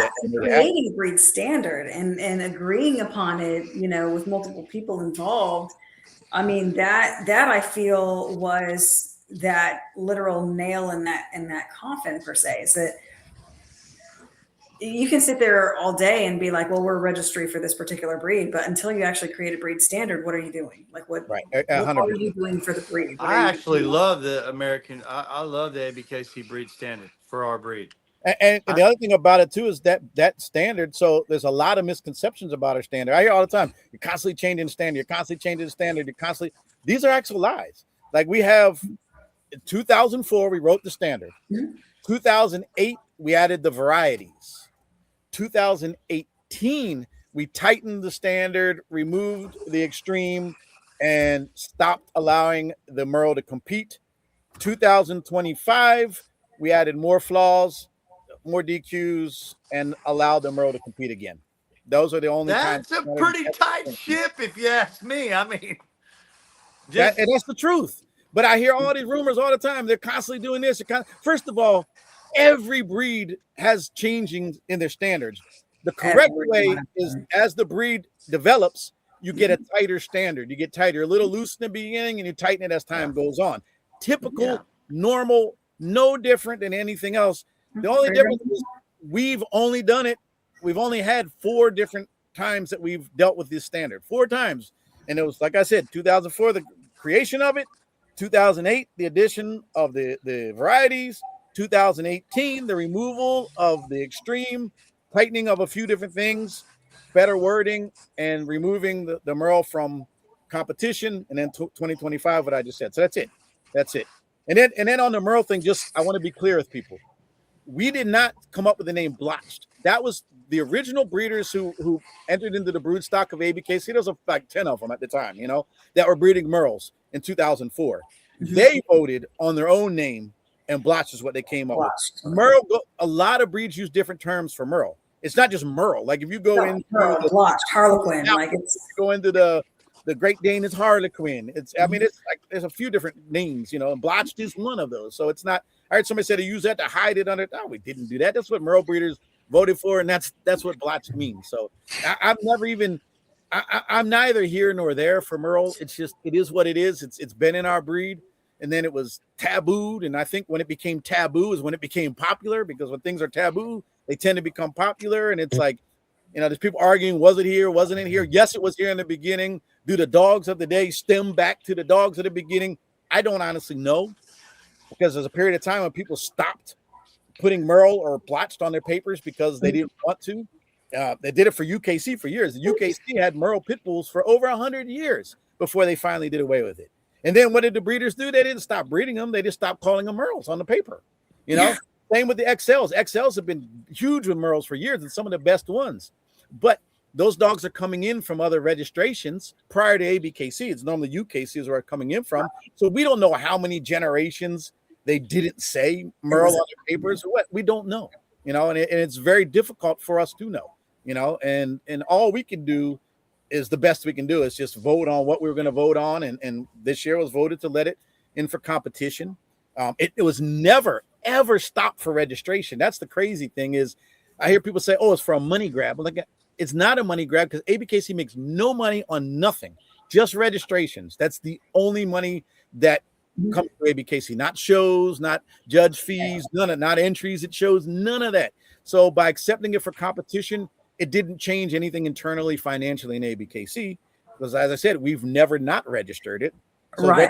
But now being able to show wasn't this boost of funds. You know, really, Dave, that's those adjustments that were made, those 4 adjustments or whatever. That's, you know, you think about it in the grand scheme of things. That's really not shit. Really, it's not. And I don't understand. You know, the breed's still evolving, and so it's like. You know, you have to have little tweaks like that in a breed still evolving. So I don't understand how anybody would ever get bent out of shape about any of that and where all the rumors come from. But that's very little, not even any wiggling at all. Just a few clarifications. No big deal. No, and the other thing too, man, with the Merles, it's a never-ending debate. There's nobody's winning or losing. It's a never-ending debate. And I will tell you this: yes. Merle dogs are more prone to certain health issues, skin, sight, hearing. Okay. Same with white dogs. White dogs have the exact same things with Merles, hearing, sight, skin issues. For the exact same reason. Blue dogs for many years. The thing is, yes, you can breed and not get these things. The argument is, but do we really want to allow our community that because there's so many novice people in the community? That's kind of a diss to the community. The other thing is, when you really talk to these Merle breeders, a lot of them know more about genetics than the other breeders. They actually know what they're doing. They have to out of necessity. Man, you said a mouthful then, bro, because that's the thing. You can't discredit because at the end of the day, the Merle breeders probably have their genetic game up better than your average breeder. Responsible breeding. The Merle breeders about genetics, and you'd be quite surprised at how knowledgeable they are. Yeah, I've done that. But again, it's not let me just finish with this. It's not a Dave Wilson thing, though. It wasn't a Dave Wilson decision. That was a community voted decision, an internal panel voted decision. So it is what it is. But all these rumors about money grabbing, no, none of that's true. All this stuff about people saying, oh, they never had Merles in the beginning. That's 100% bullshit. Sorry to cuss on your show, but it's 100% bullshit. The lead edge. I mean, you know, they were a unique group of people, I would say. That wasn't popular back then. The fact with Merle is Merle became popular when it became taboo. You know, same with exotic. When we like, no, we don't want this in our breed. Get it out of here. Let's not do this. That's when it became popular. Yeah, It's crazy. It's crazy. it definitely happens that way. No, because I remember being up in Idaho, and this was like 2003, 2004, and I just remember, obviously being far up there, and most of this stuff was happening down in either California or the East Coast.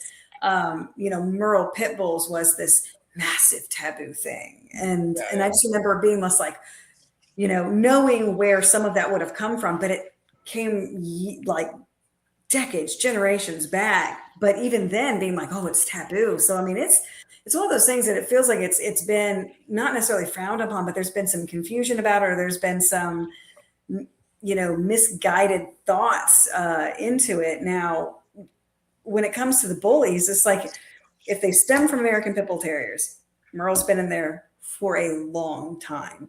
So For hundreds of years. Yeah, that's what when you say a long time, it's like it's centuries. Yeah, it's been there since the beginning, because one of the breeds that it stems from in and of itself, it had Merle already implemented to a very large degree, if we're going to be honest. With the Alapaha, like that was probably implemented at some point, but that's been a thing for a very long time as well with the bulldog community. So it's just one of those things where it's like people need to calm down.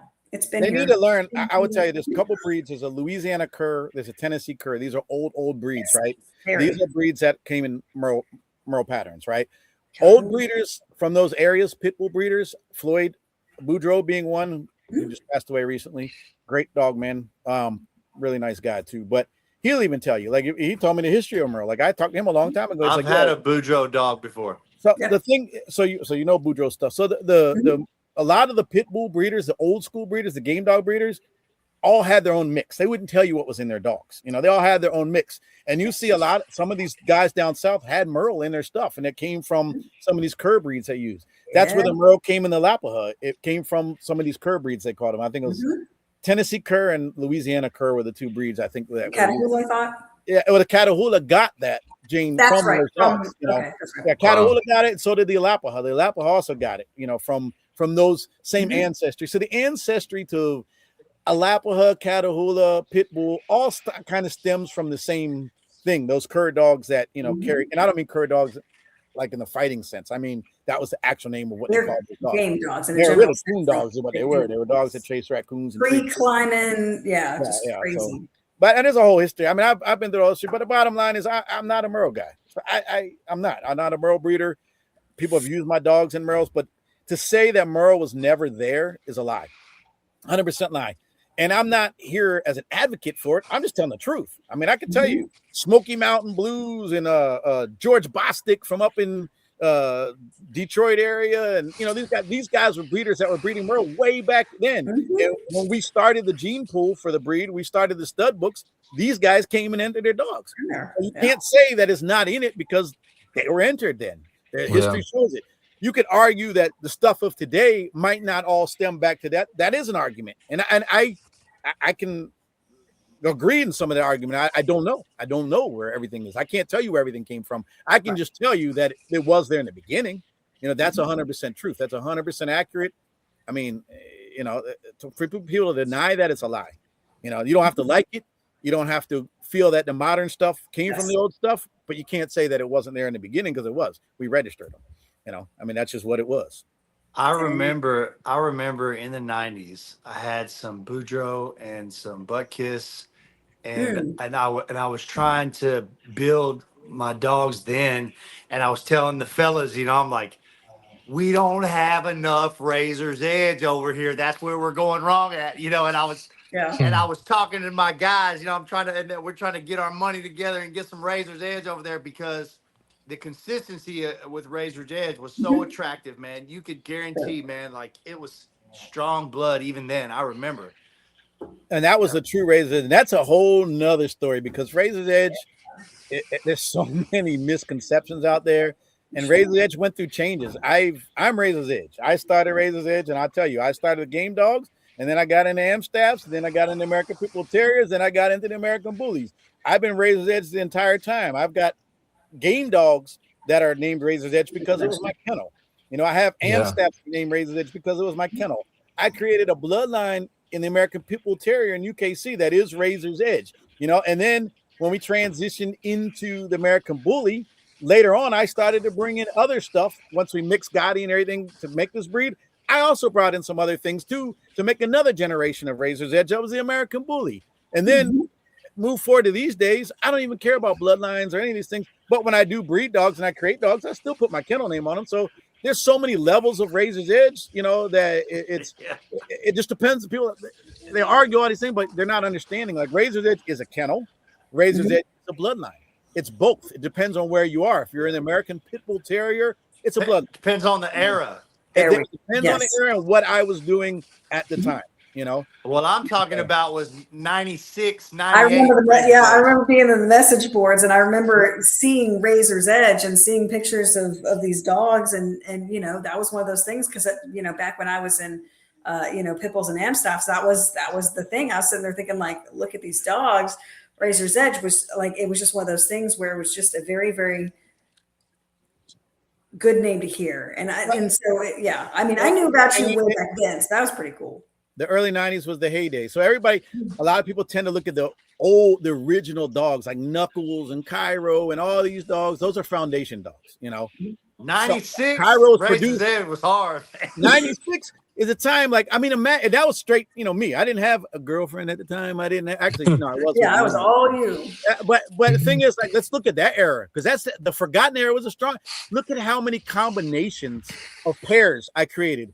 Daz and Jules.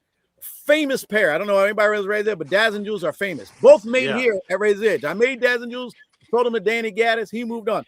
Blue and Sage, the dogs that made Remy. I made Blue. Yes. I made Sage. Famous pair that went on to produce, to Remy. I can go on and on. Short Shot and Diamond. Another pair famous made by me. Razor's Edge. There's just so many. Rockin' Ruby, Manu and Neela. I can just go on and on of these combinations of pairs. Dogs that I sold as breeding pairs that I made here that went on and made other people. Go back and look at all the famous breeders that have dogs, and you will go back to one of those pairs that I just named, or some other ones. Sadie was man. Yeah, there's dogs in my XL's pedigree that when you scroll back, it's just Dave. It's like, I think that's something. We have this little debate right now going on about the original dogs that I brought in when I started. We can get into that too if you want to, but did everybody forget that the big era, like when Razor's Edge became famous? It wasn't famous during Knuckles. It wasn't famous, and by the time it got to Demon Boy, that's American Bully. That's something different. Yeah, the era of the fame of Razor's Edge is the early '90s. And that's, like I said, look at all those names that I just named. Blue and there's so many. I was almost more famous for selling breeding pairs than anything else. And go back to all those breeders, and you start to realize, oh shit, those were actually breeding pairs sold by Dave Wilson. Made and sold. But that's a forgotten era, and that was the biggest era of Razor's Edge. There was a period of time when you walked around, you could see a Razor's Edge dog. They could argue my pedigrees all day long, fine, but there's an era when you walked around, you saw a Razor's Edge dog, you said, that's Razor's Edge, that's Razor's Edge, that's Razor's Edge. And that, to me, is when Diamond and Sage are probably two, made both here. Blue and Sage made both here. Sold to a guy in California before the Remy was made and all that, Short Shot and Diamond made here, Razor's Edge, all of them, I know you miss breeding like that, man. Yeah, I can hear it. I can go on and on and on and on. It's like all of a sudden that my best work is like not brought up anymore. But yet you go look at breeders like Pratt and all these guys have great dogs, and they were great breeders. But go 1 or 2 generations back behind Nemesis and all these dogs, you'll see they all stem off of pairs of dogs that I sold. I made and sold. You know what I see right now in this moment, Dave? I'm seeing the sacrifice that you made, because I can hear the passion in you as a breeder. You know what I mean? Oh yeah. And you had to set that down to do what you did. And I know you still have such a passion for it. I know that was tough, man. Yeah, it's tough. And I ain't gonna lie, this month was the toughest month, because it's like all of a sudden everybody's gunning for me, and they're like picking and choosing little things like ex-girlfriends and stuff, like all these crazy things. Like, No. I was raised at edge long before I was in any relationships. You know what I mean?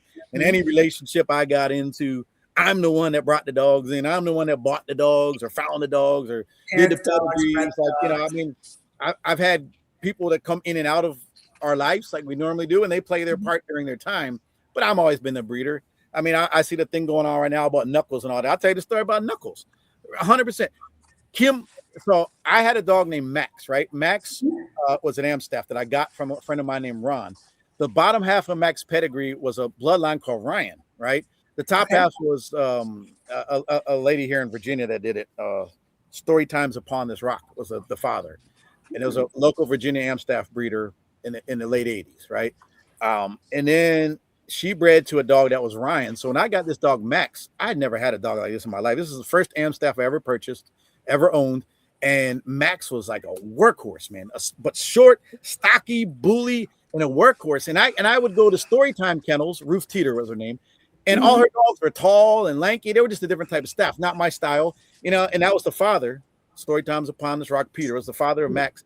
And, you know, and I would look at her dogs like, why is Max the way he is? So then I started researching this Ryan blood. And then I found this Ryan blood was a different type of Amstaff. And the guy that actually created Ryan, though, that guy, when I got to talk to him, he still like hot dogs. It's kind of weird because he was an Amstaff breeder, but he still like fire in the dogs, you know. But all his dogs were really short dogs.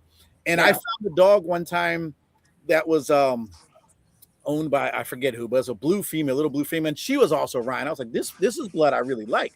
So years of doing research, finding breeders, I ended up finding this lady named Kim through another source, and they're like, she actually has a male that goes back to some Ryan blood, you know. So I got to meet her, and when I met her, I got really deep into her yard, and I was there every weekend. I was a dog trainer, so I would go out there every weekend, train her dogs, train her all her clients' dogs, became really close to her. And in the end, I ended up buying 7 dogs from her. I didn't just buy Knuckles. I bought Knuckles and his 2 sisters. I bought Knuckles, Rage, Lil, Roxy, Muggsy, Little Man. Like, I bought 7 dogs from this lady, all, and some of them from the same litter because they all had this little twist of Ryan in them. And that's what I was thinking. I said, if I buy all of these, at least I'll have foundation to what I want for and then I'll start piecing out one of the other stuff. Long story short, the lady burnt on all the paperwork. But bought all these dogs, never got the AKC paperwork on any of them. None of them. Knuckles, his sisters, all of those dogs didn't get the paperwork. So ended up meeting Pam Purdue, and Pam Purdue was like, you know, I'm the one that bred the mom of Knuckles and Lil and Rage and all these dogs. She's still registered UKC, and the people that bred the father, Catman Roo, is also, they still hold the UKC papers on Catman Roo. So she helped me figure out how to get all those dogs single registered to the UKC. So here I am with all these staffs and no paperwork, and then Max, my dog Max, obviously, you know, and no paperwork. And that was my whole program, was Amstaff. And at that point, I had to go into the UKC and start breeding pit bulls because I had put so much of a financial investment in this that what am I going to do, you know, without, so I got UKC papers. Long story short, I ended up leaving Max at that lady Kim's house for a while. And one day I was sitting here looking at the cover of Dog World, right? The first time ever on the cover of Dog World was an Amstaff. And I'm looking at this dog like, this dog looks like Max, like same face as Max. And it's a Russian champion. So I ended up contacting the people. I'm like, hey, who's your dog out of? And they're like, the father's name is Razor's Edge Blue Max. I'm like, how the hell did you get a dog out of my dog? Anything. Wait a minute. Yeah. So this is honest God true story. So here I am years down the road in pit bulls, find out that she bred my dog fake. So I took her to the AKC at the time, filed complaint and everything, and they were going to revoke all her paperwork, all of it. And at that point in time, you know what she did? She made a deal with me. If you drop this, sign off on this, I'll give you all those dogs AKC papers. So I did. I got all those dogs AKC papers, and I signed it. I was so invested in UKC that I never really went back AKC. I was already generations after those dogs. But like this whole thing on like I have an ex and these are her dogs, that is 100% bullshit. She knows that's bullshit. We all know it is. I mean, yeah, you can say Knuckles is your pet if you want. That's fine. But I ended up buying 7 dogs. And I bought the 2 sisters, you know. And it's like I can tell you stories about every dog like that. So I just hate that these people are trying to make things ugly and trying to take credit. When the truth is, if you really talk to me and you talk to the other people, you'll understand where the truth really lies, you know. And the truth really lies in I was raised as edge before any relationship, and I've been raised as edge after any relationship, and I've always been the one that found the dogs, researched the dogs, put the breedings together, chose the picks of the litters, you know, and that's what I've done, you know. And anybody in a relationship, of course, you know, they do their part, and that's part of a relationship. I don't want to get ugly and talk about somebody, but if you know they're getting that way, eventually I'm not tell the whole story and just be like, hey, you know, sorry, but you're going to look really stupid in the end if you really want to go down that road. But anyway, Well, and that was one of the things that, again, that's what's made this month such a weird month for you. And so I'm really strangely, I feel I'm proud of you for being willing to come out and, you know, kind of tell your story, because I mean that is a lot of people just kind of feel like if they hear it from one source, they're just like, okay, well, I'm just going to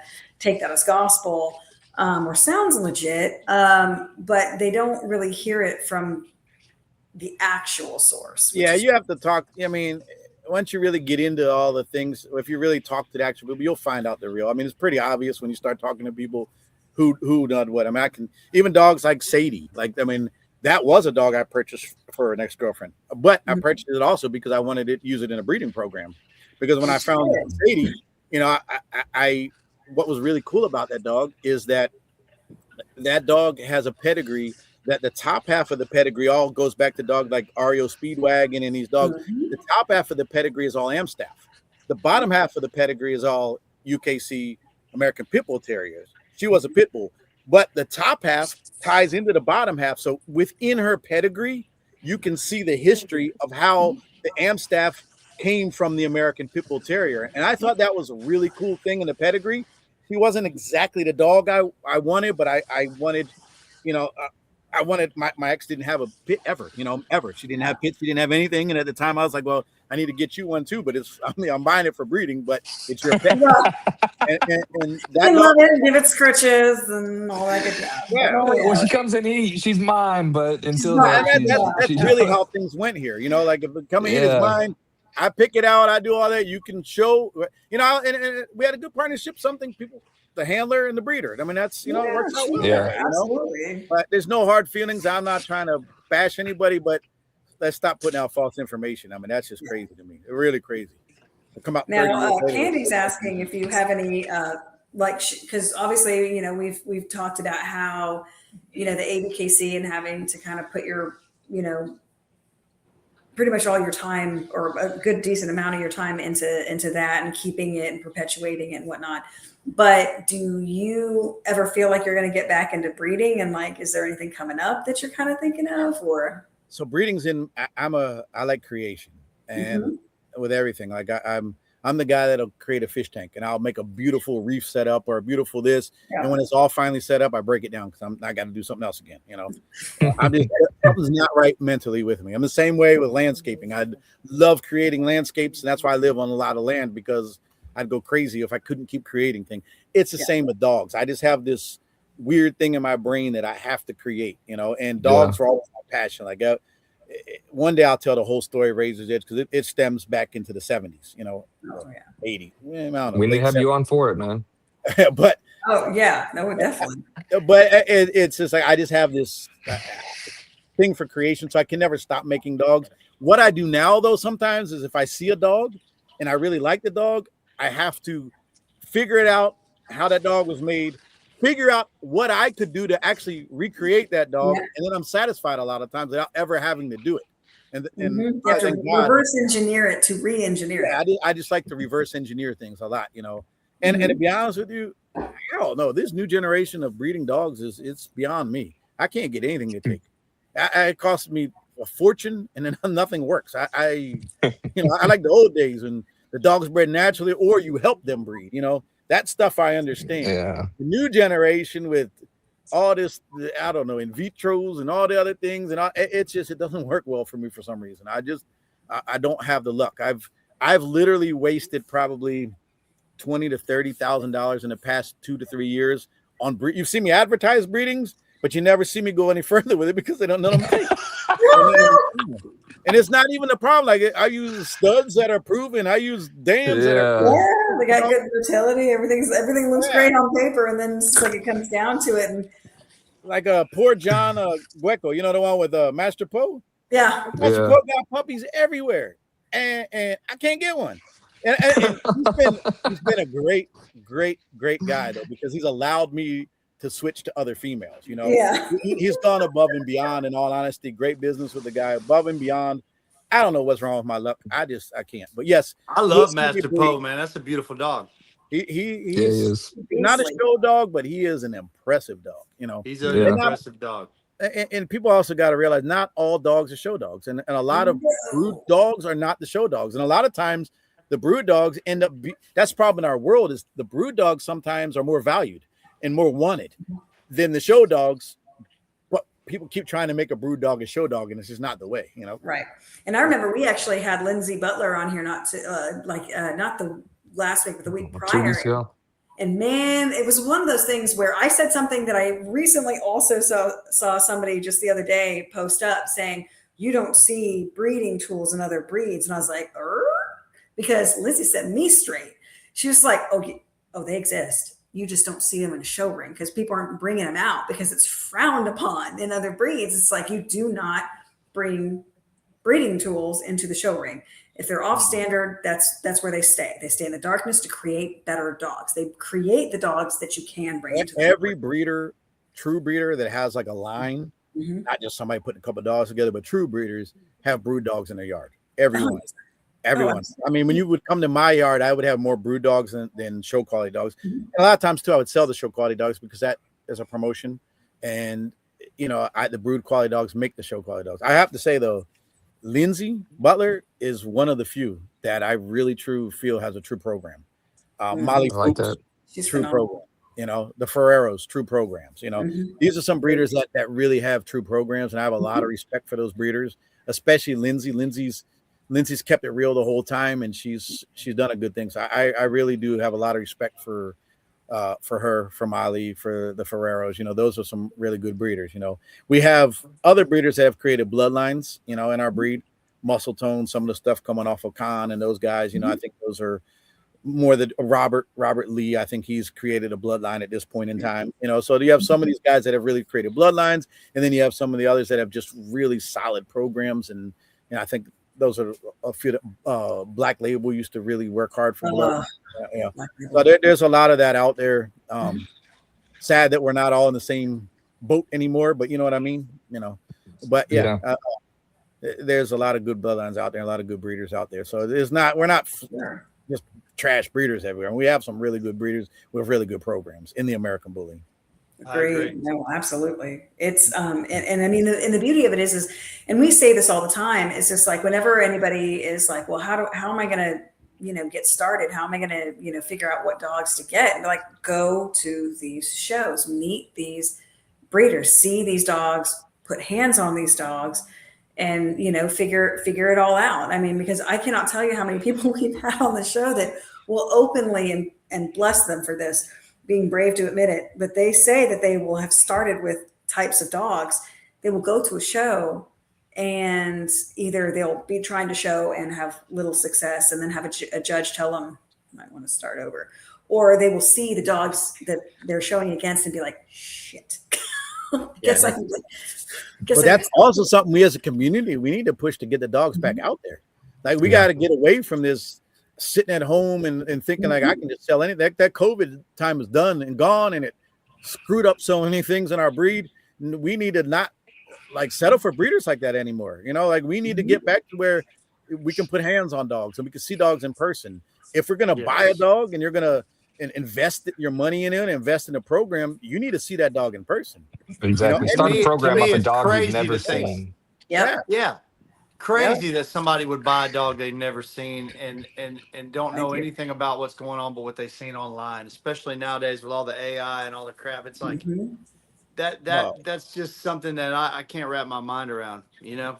No, and I'm guilty myself. I've used AI to edit photos just because I like, oh, well, might as well, you know. But I also invite people to see my dogs. I really don't care. I'm like, for me, it's not a business. You know, if somebody wants to use one of my dogs, I charge a decent enough fee that's worthwhile, but not something that's going to break a bank, you know. And I welcome anybody. You want to use one of my dogs, come see it. Come see it yourself. Is what it is. Oh, for sure. And I love that. There's some really, really good breeders out there that literally, just like you just now, are just like, you know what? Come to my yard.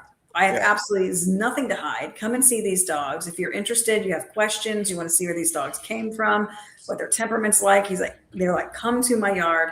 I will host you, zero problems. And Marcos Suarez got on here and told us all. He's like, man, y'all want to come see my program? He said, come to the house, come to LA. I'm here. Yeah, and that's the man that I give a lot of credit to, because in my opinion, he's the one that set the pocket off. It was a lot of, like, if you go behind all the dogs like Paco and all those, I mean, Paco's parents are both produced by me. So there are Razor's Edge, and his line is predominantly Razor's Edge, but he bred tighter and tighter. Like when I created Little Row, I didn't want a pocket.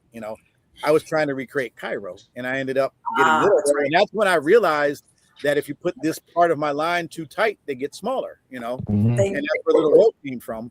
And he was not what I was aiming to produce. And then Marco took it even a step further, because Paco is doubled up on the same blood. Little Row back to was it Diamond or no, Diamond's daughter. But anyway, it's all the same blood. It's all the really tight blood. And it got smaller. And then Marco started breeding that stuff even tighter and smaller. And so I give him credit for being, I wouldn't say the inventor of the pocket, because there's other bloodlines like Alvaro out in California, and then like Little Row and stuff. But he was the one that mainstreamed it, popularized it, and really kind of made it a little bit more consistent. And built it in. Yeah. So he gets a lot I like of credit. that. Good call out. Yeah. Oh yeah, for sure. I mean, and the thing is, you do have to be, pretty transparent, or at least you should be. And there's a lot of folks out there that it's unfortunate. Like they'll go ahead, they'll get a dog from a breeder, and then somehow, like they don't really get that support as well. And I feel like some people they'll just sell a dog and they're just like, it's yours now, go forth, never talk to me again. And I think that disconnect can create a bad breeder as well, because then they're sitting there thinking like, I have to do this all this on my own, and so then they themselves will also not help anybody along the way. I mean, do you feel Sadly, like we're in that generation now? Sadly, we're in this weird generation of everybody wants the limelight, nobody wants to help anybody else out. I mean, it's just a weird phase we're in right now. I don't understand it. In the days of breeder, I'm always here. Like when people ask me questions, I'll answer any question, and I will give you any advice. But it's just almost a lost art now, and it's kind of rude. And I don't know. We're just in a really weird time. I mean, this whole thing, weird time, man. It is, and I'm gonna reiterate this again.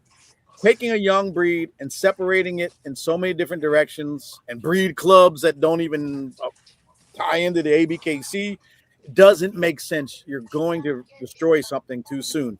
If you think about it like this, taking a tree and branching it off in all of these branches, right? But if everybody's trying to chop away at the tree, and eventually you take down the tree, all the branches go with it. You know what I mean? You've just killed the whole thing. And people aren't thinking that way. Everybody's like taking stabs at everything and trying to discredit everything and break everything down. And in the end, what that actually does, it breaks them down as well. None of these other registries and all these things are going to survive. If ABKC and the American Bully doesn't thrive that way, it's not going to thrive any other way. It's just not going to happen.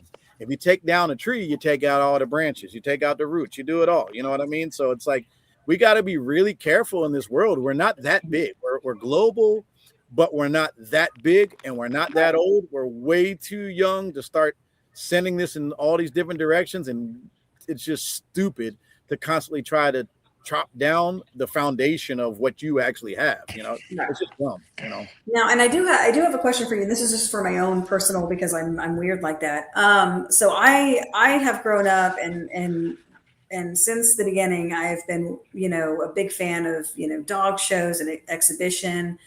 And obviously, when I got into, I went, from, pit bulls, Amstaffs, and, being in the American Bully, I have a desire to see our breed eventually compete with the best of the best. These breeds that have existed for, hundreds or more years, and do it on an even keel. I would love to see that. Now, that is a road that I know is going to take a very long time to get to that point. Now, do you feel like eventually we're going to get there? I feel we're there. I feel like we've created our own lane. We created something that was more infectious than any of the other things. We created a community. We created an environment. We created a way of doing something that was new, that was different. I don't feel like you always have to look at something old as being the best. I think sometimes something old is stale. I think sometimes something old is too set in its ways. I think if we're referring to the AKC, I think that the AKC has some advantages and a lot of disadvantages. I think that the AKC is responsible for ruining a lot of breeds. The AKC is 100% responsible for supporting puppy mills. The AKC is very responsible for taking breeds away from the originators and their breed clubs and all of these things and conforming them into what they feel is something. And I think that sometimes you rob the essence of something when you do that. And we're something different. We're not just a breed. We're a community. There's something bigger to the American Bully than just a dog breed. And everybody that's in it knows it. You know it. We all feel it. We all realize we created something unique and something new. And I don't feel like we have to conform to these things to where then they can take it and then put their versions of it and erase what we are. We are the essence of this breed. It's not just dogs, it's people, it's a community. It's all of these things coming together. It's people that you didn't expect to do things. People, not only the community, but the breed in the beginning, and all these things had negative stereotypes and all of these things put against us. All of these things that we had to overcome to get to where we are. And we did it on our own, and we did it by coming together as a community. I feel like that's more important because we offer something that obviously people around the world love. If you travel to shows, you'll see it. When you go to shows all around the world, you'll realize, man, we created something really unique and really cool, really different. And I don't want it to go into the hands of something like that because it'll ruin the essence of it, in my opinion. I don't care to see, Westminster is a great thing. And I was super proud to see Christine and one of our born and bred and raised ABKC junior handlers, go there and take second at Westminster. And to me, it's not the validation of Westminster. It's the validation of people saying, you all aren't the same. You all aren't what we are. You all, you know what I mean? Can't do this. And we're better and this and that. And then in the end, here you go. You got a child that popped up in our world and was able to compete in their world and take number 2. And that tells me our world is that good. We are that good at what we do that our youth can now compete with what is considered to be the top, considered to be the best, So I'm not a fan of that. I think that AKC ruins a lot of breeds. And I think that's why ABKC, we don't want to be the house registry for all these other breeds. We'll give them a place to show, but we're not trying to take you from your other registry. We're just offering you an alternative for showing. That's it. And AKC is the opposite. They want to be the house registry for all of these breeds. And they would take it from our community and they wouldn't have the essence of our community in the breed anymore. And I think when we look at it that way, we realize we're giving up this. And that's why I don't like that other breed club and some of these things, because it's not the true essence of the people that built it and lived it and loved it. Like, we do what we do because we love it. We all love this. We love coming together. We love our community. We love all of these things. And I think that it's not necessarily the best outcome. I don't agree with it. I think our breed will lose its essence. And I honestly believe if you put the dogs in the hands of those people, they're just going to turn it right back like they did all the other breeds. They're going to water it down until it's lost its identity. And then you're going to go looking at a show and be like, is that a bully? Is that an Amstaff? Is that a pit? I mean, what are they? Because every year your pits and Amstaffs flip around and, like they got a different look this year. And that's the same thing that happened to our breed. And I'm not for it. It's just not. Now, do you think that the AKC, you just spoke on the AKC. Do you think the UKC is kind of in that same pot, or do you think that because we already have a pre-existing? The UKC to me is a joke. I'm sorry. I'm gonna call it a joke. It was. No, we're asking for your opinion. Yeah, the UKC was. Like, to me, it was the most boring. It was a very boring time at the UKC. All the things they say about every registry judge is always the same. Like UKC, I had to figure out what judges I could and couldn't show under, because, it's just, they're all over the place. But what I don't like about the UKC is the disrespect for the way they took in our breed, because they did everything they could to remove it. They did everything they could to separate themselves from it. Then when they saw that there was a financial part of it, they said, okay, we'll take it. Now we want it, but we don't want to give you all the credit for it. We don't want to include the history of who you all are and all the things you did.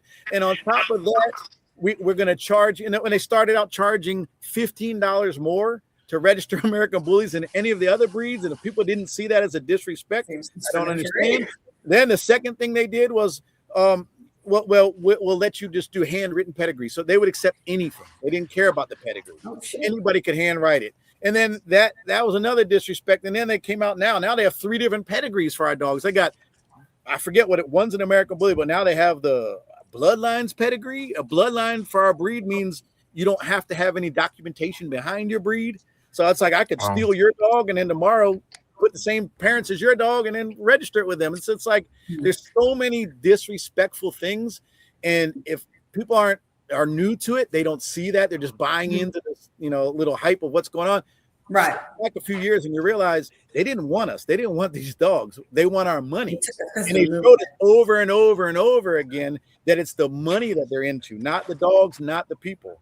And so, yeah, I don't see any purpose in going that direction. To me, I love being able to sit back and say, hey, look what we did without you. We didn't need you. You didn't want us. Outside of you. Yeah, and now you want us because you see a financial gain. So I'm not for that 100% not for that. And the thing is, there's a lot of rumors about me like, oh, Dave was banned from UKC. No, I've never been banned from UKC. I've never been on their ban list. I didn't get kicked out of UKC. In fact, I didn't even lose in UKC. I made the decision to stop going there when they changed the standard, as a lot of other breeders like Gaff and all these other breeders did the same thing. And in fact, 2 years later, they called me out and I went back to their California Classics 2 years after I left, brought a Razor's Edge dog there and won the entire California Classics all 3 days, won the entire show. Not only best in breed, I took best in show, all 3 days, just to prove a point. So there's no bad blood between me with them, and there's no situation where I didn't do well in that thing. I dominated in that arena, but I just saw the disrespect. And there's a lot of other stories I could tell. The California guys could really tell how they were treated, which isn't even me. I wasn't treated bad. I saw them treating people bad, and I stood up for that, But so no, I don't see that as something I would ever want to be involved in. In fact, it embarrasses me when I see our community over there because I'm like, you guys just don't understand. You're somewhere. Well, the first thing they're going to want to do is they're going to take the culture right out of it, which is already done. Yeah. And then they're going to try to take all the different classes of the American Bully and combine it. It does exist that way already. There aren't any classes. It's literally American Bully, and the range is this. Instead of like class. It's like and here's somebody's talking about they must have missed out, like saying that they thought we wanted to compete against other dogs to show our quality of our breed. We do, but in our own environment, in our own in our own atmosphere. We don't need to go to another registry to do that. There's plenty of great breeders in our registry to have plenty of great dogs of other breeds. We just want to be able to open our platform to some other breeds so that we can see our dogs against the quality of some of the other dogs. But still maintain. You got to go to another registry to do that. Yeah. Because I know that, so there's been some breed, there's a specific breed club as of late. It's one of those things where it's just like you can tell that these people are super hyper passionate about the breed. They love their dogs. They compete, and they are very good. They're very, very good at competing in whatever arena. Theirs, yours. They compete in the ABKC, and they do pretty well. Several of them. So, I was curious if there would ever be, because I know that you're not interested in trying to get in with the AB or the UKC or the AKC. I get that, because you've made that very, very clear, and you have good reasons. So with the UABA? Yeah. Would you be interested in ever having a conversation with them, like sit down with them personally to kind of hash this out so that they can understand where you're coming from? Because it feels like there's just this huge. If they don't understand where we're coming from, that means they don't really truly understand our community, and they don't truly understand the history of our breed and the essence of our breed. So, it's up to them. If they want to come into participating when we open the breed club up to more things, then yeah, I mean, individuals can, yes, but as an entity, no, we have, like I said, we have an internal breed club, and on top of the internal breed club, we're going to be opening it up more and doing. Where we've gone wrong is we haven't been the best at putting things out there in a way for everybody to find it, see it, and participate in it. That's where we've really hurt ourselves, and that's where we're focusing on right now. And you gotta give me one more second because this battery just got to switch this up real quick. Mike, take over. I'll be right back. 1 second. I got you. All right. You give it to him. No, absolutely. Well, and He keeps saying the word essence, and that's a big word for the American Bully. It is. I feel like it's so important for what it has become is its essence, and what culture and what all is tied to it is part of what it is. Mm-hmm. I mean, it's a big reason why we can actually use the word community and mean it. And when it comes to the ABKC, I mean, obviously,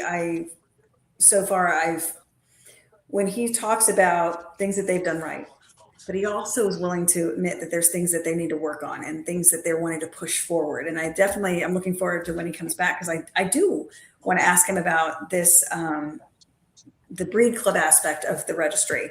Yeah, there's some good raw talk. Yeah, I'm enjoying this. That's right, because that's I think going to be part of the forward movement of the breed that some people have been searching for, that feel like they haven't quite gotten it, and I think that this is really going to be a movement forward and a good step in the right direction. And some of these people, I think, could really use that. So, Dave, you mentioned a breed club within the ABKC. Give us a little bit more information about that, if you don't mind. Well, we kind of started out with that earlier when I was explaining the internal part of how the ABKC works, and what you see, like I said, is. This is, I think, confusing to a lot of people. When we didn't really start truly as a registry, we started more as a breed club. And when a registry creates a breed or a breed creates a registry, this is kind of an unusual situation that only ever really happened in UKC. UKC started for the American Pit Bull Terrier, and UKC oversaw the development of the American Pit Bull Terrier through their registry for hundreds of years before they added a breed club. And we're kind of the same situation. Is since we created this and we created the breed and the standards, we have to follow it through its development first. It's not a fully developed breed. As you can see, we are still not there. We really are. The XL is finally the XL is coming. Like I'm actually really now excited about the XLs because they're finally coming out and showing off, and you're starting to see that variety really doing something. But I agree. Yeah. We're in the development phase, and you can't take away that from this registry, because this registry is more than, it's not, like I said, you have registries and then you have breed clubs, but we created that breed, and we are developing that breed. So we are still the breed club for that breed through its development. Inside, we have an internal panel of people that vote on things and discuss issues and changes in the standard or whatever the case may be, and that happens internally with a panel.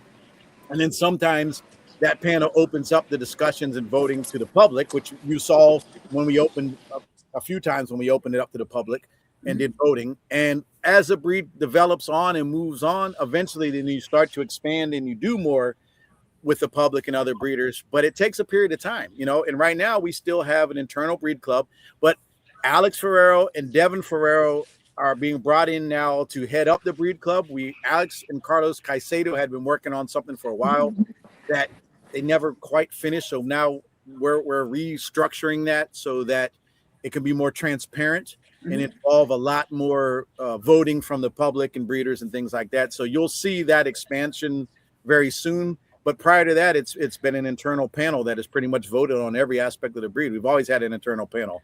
I remember one year it was like, Marco was on it, Ron Ramos was on it, Susan was on, there's a bunch of people like that at one point in time, senior judge, and it's still the same way, Rolando and, a lot of our senior judges. So it's normally senior judges that make up the majority of the panel internally, so that's kind of So everything still goes to a vote, like, because that seems to be one of the biggest caveats. Like that seems to be one of the biggest focal points where there's like, well, where do I get to vote? Where does my say come in? And the thing is like, you also have to understand that I don't know of any other breed club for any other breeds. I mean, Pomeranians, Yorkshire Terriers, West Highland Terriers. They don't allow just any breeder that just so happens to have one have a vote on decisions that get made by that breed club. So asking that and having that expectation isn't really a realistic expectation. No. Those decisions are made by people who have, you don't want to. I mean, look at the it's when it's put into the hands of the public, and it's very difficult because everybody has their own idea. It's a weird breed where every breeder has their own idea and their own version, and it's very hard to keep that uniform. And then if you're starting to outsource all the decisions, outsource it outside of the registry right now, it'll get lost everywhere. That's chaos. That's chaos, man. Yeah, it's just too hard to track. It's just too much. And again, anybody that's sitting there thinking like, well, just because I own one or because I breed one or because I am registered within this particular either registry or club, I should have a say. You realize you are one of, in some breeds cases, because they've existed for quite some time now. It's us. You're one of millions, technically within the American Bully. Oh yeah, one of millions around the world. And you also got to look at like there's no way we're going to sit there. And no. And then look at let's. I don't mean to be disrespectful, but this might be the end of the night here because my battery. I don't know what's going on. But anyway, look at the people on these panels and really look at the credentials. I mean, are these people that have been in the breed for a really long time? Are these people that have history and programs and all the things that you would want, because we're still in the phase which the breeders are the essence of a breed, and you really got to look at like who these panels are made up of. And are they made up of people that really have longevity and really have history and really have the knowledge and really have dedicated programs and consistency and all of these things? And these are the people you really want to make decisions for your dogs?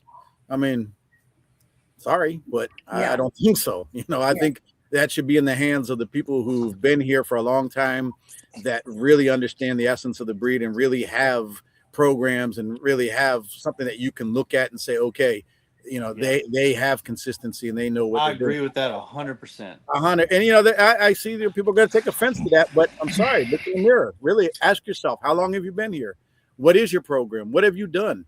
Not just champion dogs, but what have you done for proving that you're a breeder of this breed that really has the consistency and really has a program and all of these things? And most of the cases you look at it, and most of these are people that just have a couple of dogs and have gone to some shows and got some titles, and that it takes a lot more to really understand a breed and the development of a breed, and we're still developing this breed, like I said. Yeah, so you got to know where you've come from in order to know where you need to be heading. And no offense to the people, but it is what it is. I mean, I'm sorry, but check your pedigree. Absolutely. Yeah. And the thing is again, it's so important for people to understand that these things truly are anything that is considered within the ABKC is considered by way of votes. Like, people are voting, qualified people are voting. And it's just one of those things where it's not just something that just gets thrown out into the ether where one person makes a decision, or it's just like, okay, well, screw it, we're just going to decide to willy-nilly do something. Like, I don't think they understand the length of time it takes for y'all to like literally sit down with each other and capitulate and decide what's the next step. And when you guys decide to move forward with something, I mean, there are certain topics that took a while for you guys to get to and to like really kind of make a final decision on, because you guys, it was a discussion for a while and it needed to be. And that's the thing. It's like, and that's the way it really should be. It's a little disrespectful for people to come in fresh and say, hey, we want to take over all the work that you all have done and built and are still developing. It's a little disrespectful, So, I mean, and again, it's not needed at this point. It just isn't needed at this moment, to be honest with you. I mean, like I said, we're still in a development phase. Look at the breed right now. Look at the breed as a whole. It's still got a long ways to go. And like I said, COVID really put a hurting on us. It was a step back. It was really a step back in the development of our breed. really was, you know. I And think there's nothing you're anybody right, can man. do about it, you know. There's been a lot of loss of manners. Yeah, yeah. A lot of manners have been lost. It seems to be. I don't want to put it on this generation, but definitely on this day and time. Seems like just people are super disrespectful with all that, man. They didn't dedicate their lives to this, you know, and it's very disrespectful because you know they use laughing emojis and try to take stabs and all these rude things. But the bottom line is they haven't worked for this breed the way we've worked for this breed. They haven't, you know, and they don't know the ins and outs of this breed. We've been developing this breed for a long time, and you know the breed is where it is today because we've worked this hard. I mean, they have the dogs because we worked this hard, you know, and that's the truth to it, you know. Yeah. Absolutely. It's about these dogs or it's about nothing at all. And people lose that. They're in the industry of people, whereas like this is, again, it's about the dogs or it's about nothing at all. And so I don't know. I mean, I do feel like they're, with this breed being as young as it is, obviously trying to create more consistency across the board is going to be a huge endeavor. I do feel it is absolutely possible. It's just a matter of finding out the how and creating the support system for it, which I think the ABKC is, while you can't legislate morality, you can create an environment where you have the tools that you can give, the education that you can give, to these breeders, so that way they have a place to go and when they have questions, they don't feel like they just need to kind of wing it. So yeah. And look at it too. I mean, everybody, if you really look at it, everybody wants to pull it in their own direction. Everybody that's saying that they're doing this for the good of the breed or this for the breed, really, really look at it. They're not. They're just wanting to pull it in their direction. We want them to look like my dog, so we want this to be like our dogs, or we want it, and then they're all pulling it in all these different directions. And again, what does that do? It pulls the whole thing down in the end. And you'll see it in the dog shows right now. I mean, it's in so many directions and things that it's ruining something before it's completely developed. And that's the problem. I don't have an issue with people wanting to do something better for the breed, but you need to do it together. You can't just do it in all these separate entities. Stick with the main entity that did it, work internally with the main entity that did it, and let's get this thing the way it should be. Let's not pull it in a million different directions and a million different registries and a million different breed clubs now. That's like the new thing. It was like registries became the thing, and now the breed club's the new thing. Oh, and we lost him. Oh. His battery's gone. Yeah, he told us it was imminent. Oh, damn. Now, one important he was getting warmed up takeaway. too. He was. I know. Damn.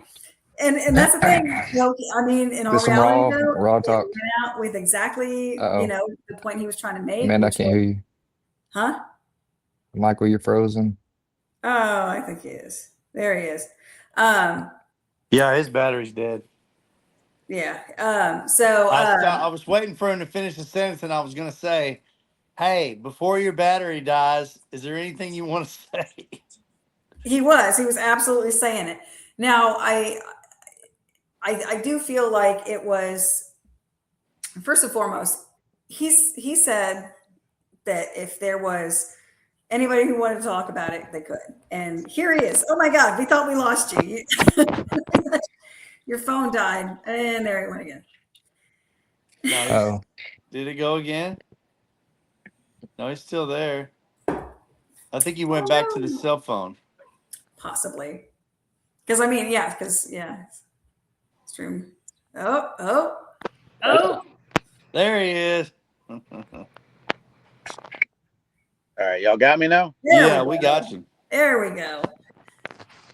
But yeah, I mean, I think you're, I think you're right. Yeah. And I really commend you for, Hold on. Can you hear us, Dave?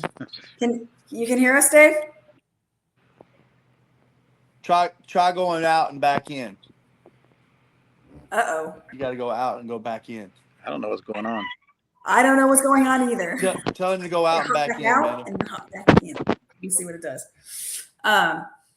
But I really commend the notion of, like, if we need to do this, let's do it together. Please come and talk to me, and see if that works. I'm always happy to have, hear people that are like, let's hash this out. but come to me and hash this out. I think that's something to be said. So. All right. Hey, can I'm you hear not us? sure what's happening. When I come on, I lose the volume. Can you hear us though? Try one more thing. And then Michael left too. That's. Man, Amy died, dude. I'm back. He's back. Don't call to come back. StreamYard is mad right now. They're not letting us in or something. I don't know what's going on. I don't know. Maybe he was. Watch, he'll go out and come back in and it'll push one of our sounds out. Caleb won't be able to Yeah. hear, or I won't be able to Hey, hear, and we'll but have to if go it out if and it back in. pushes him Hey, listen, It'll not on, push being able him to hear out. Caleb's a good thing. let's Oh, see. there he is. Oh, yeah. Hey, I can you see hear him. us? There he is. I can hear you. Can you hear us? Jump off and see if y'all hear him, because he's the one that we need to listen to. All right. Because once we start dropping off and things like that, the volume starts messing up. Like, Dave, can you hear us at all? Uh-oh. Hello? All right, I'm gonna jump off and I'm gonna view in to see if he can get on.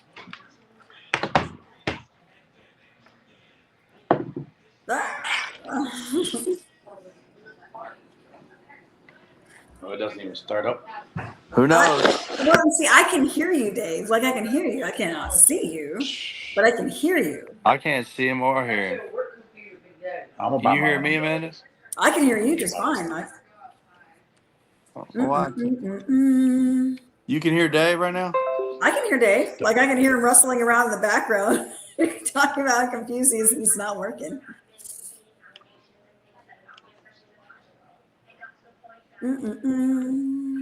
Dave, you may have to go out and back in. That's the only thing I can do to get it to work is go out and back in.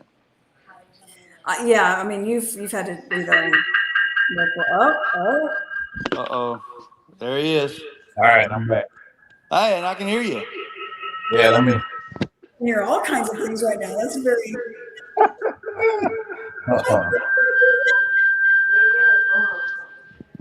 Hold on one second. Such a weird sound. What is that on the other phone? You have phones on here, Yeah, I don't know. All right, we're good now. Now we're good. Yeah. The other one, it was You don't know what I just had to go through. Yeah. I literally felt I was just like, man, I feel like either I've had too much wine or something else is happening because it was like You made that happen, Dave. I can just tell you that. Versus the other device was freaking me out. Probably not enough wine. That's probably the problem. That's it. Yeah, we're just gonna go with that. So where were you? Huh? Where were you, Dave? I don't know. We were talking about how, the ABKC is trying to, get kind of back involved with, having more, breed club aspects and That's right, Amanda. You were about to ask Alex him and everything like that. So I know that we definitely need to hear a little bit about that. So you were asking him a question. You were going to ask about how he feels about somebody else if he would. It wasn't you didn't say partnership, but it was. Oh no! I was just gonna I was commending the fact that he literally said I would be open to people coming and talking to me about this. Like, come and talk to me, but come and talk to me. That's going to happen, and that's going to happen, and you'll see that when Devin and Alex, come out and open the breed club up to where the public can join in and ask questions and participate and vote. You'll see all of that in the very near future. So that will happen for sure. I'm glad they're doing that. That'll work out. Yeah, I don't want to turn away the people that are trying to do something for the breed, and I don't want to turn away the people that are trying to create these breed clubs and work for the betterment of the breed. I do feel like we would like to involve them to the best that we can. But like I said, it's too young to outsource it, and especially completely away from the ABKC, 100%. So, but I think that once they see how we're reconfiguring this and how it'll be able to interact with them, the breeders and the public more, I think people will see it a little bit different and want to be more involved in that and keeping the breed in its, house registry and Yeah. working from there. So I think once they see the way that it'll be configured to where it's not just privately internal and it's more transparent and they'll be able to participate more, I think then you'll start to see that, okay, that'll change around. Yeah, I think that'll work. I mean, we do listen. Don't think we don't listen. It's just that we don't always agree, but we do listen. Yeah. So again, for anybody that's trying to navigate this and trying to figure out like if they have ideas on what a breed club needs, or like in the event that they're like, hey, we really want to see this kind of progress within our own breed, talk to talk to ABKC, bring it to them and people are going to be blowing of, Alex and Devin up now. They're going to be blowing them up. Now give them a minute to configure it the right way before we start blowing them up. But the bottom line is you just don't want to pull it in a million different directions. That's really the bottom line. The bottom line is it's got to stick with its home, because if you start putting in all these directions, it's just going to fall apart. It's just too young for that. And we are definitely open to talking to people. I reach out to people all the time too. But again, it's not really Dave Wilson, as we talked earlier. It's, I'm not the one making all those decisions. So, and I think once they see that it will be more transparent and more open and more accessible, then people will really start to feel a little more comfortable with it and their interaction with the breed club. So that will happen. Oh, no, absolutely. And we have to take in consideration that there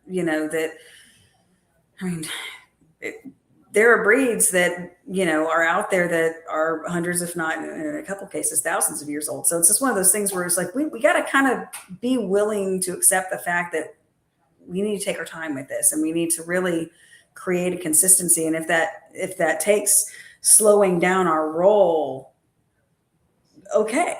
Then that's what it's going to take. But we have to be patient. We have to play the long game. So many people, I feel like they want to jumpstart when it's just like there's not even a battery in the car yet. There's nothing to jumpstart. Calm down. Like let's just go ahead and work. Yeah, and also like we were a slow start. Like this community didn't come from the show world. The majority of this community didn't in the beginning. I mean, I did, yes, but the majority of the community didn't. And this community, we literally built a community that we literally took each step of the way. Like I remember the first shows, like people didn't know how to show dogs. People were coming in with spike collars on their dogs. And, that really how we began, and it's for me, it's difficult because I came from the show world. I actually came from AKC to UKC to then ABKC. I went a different route, and it wasn't that long ago that was the case. And now all of a sudden we're in a phase now where you got kids in junior handler programs that are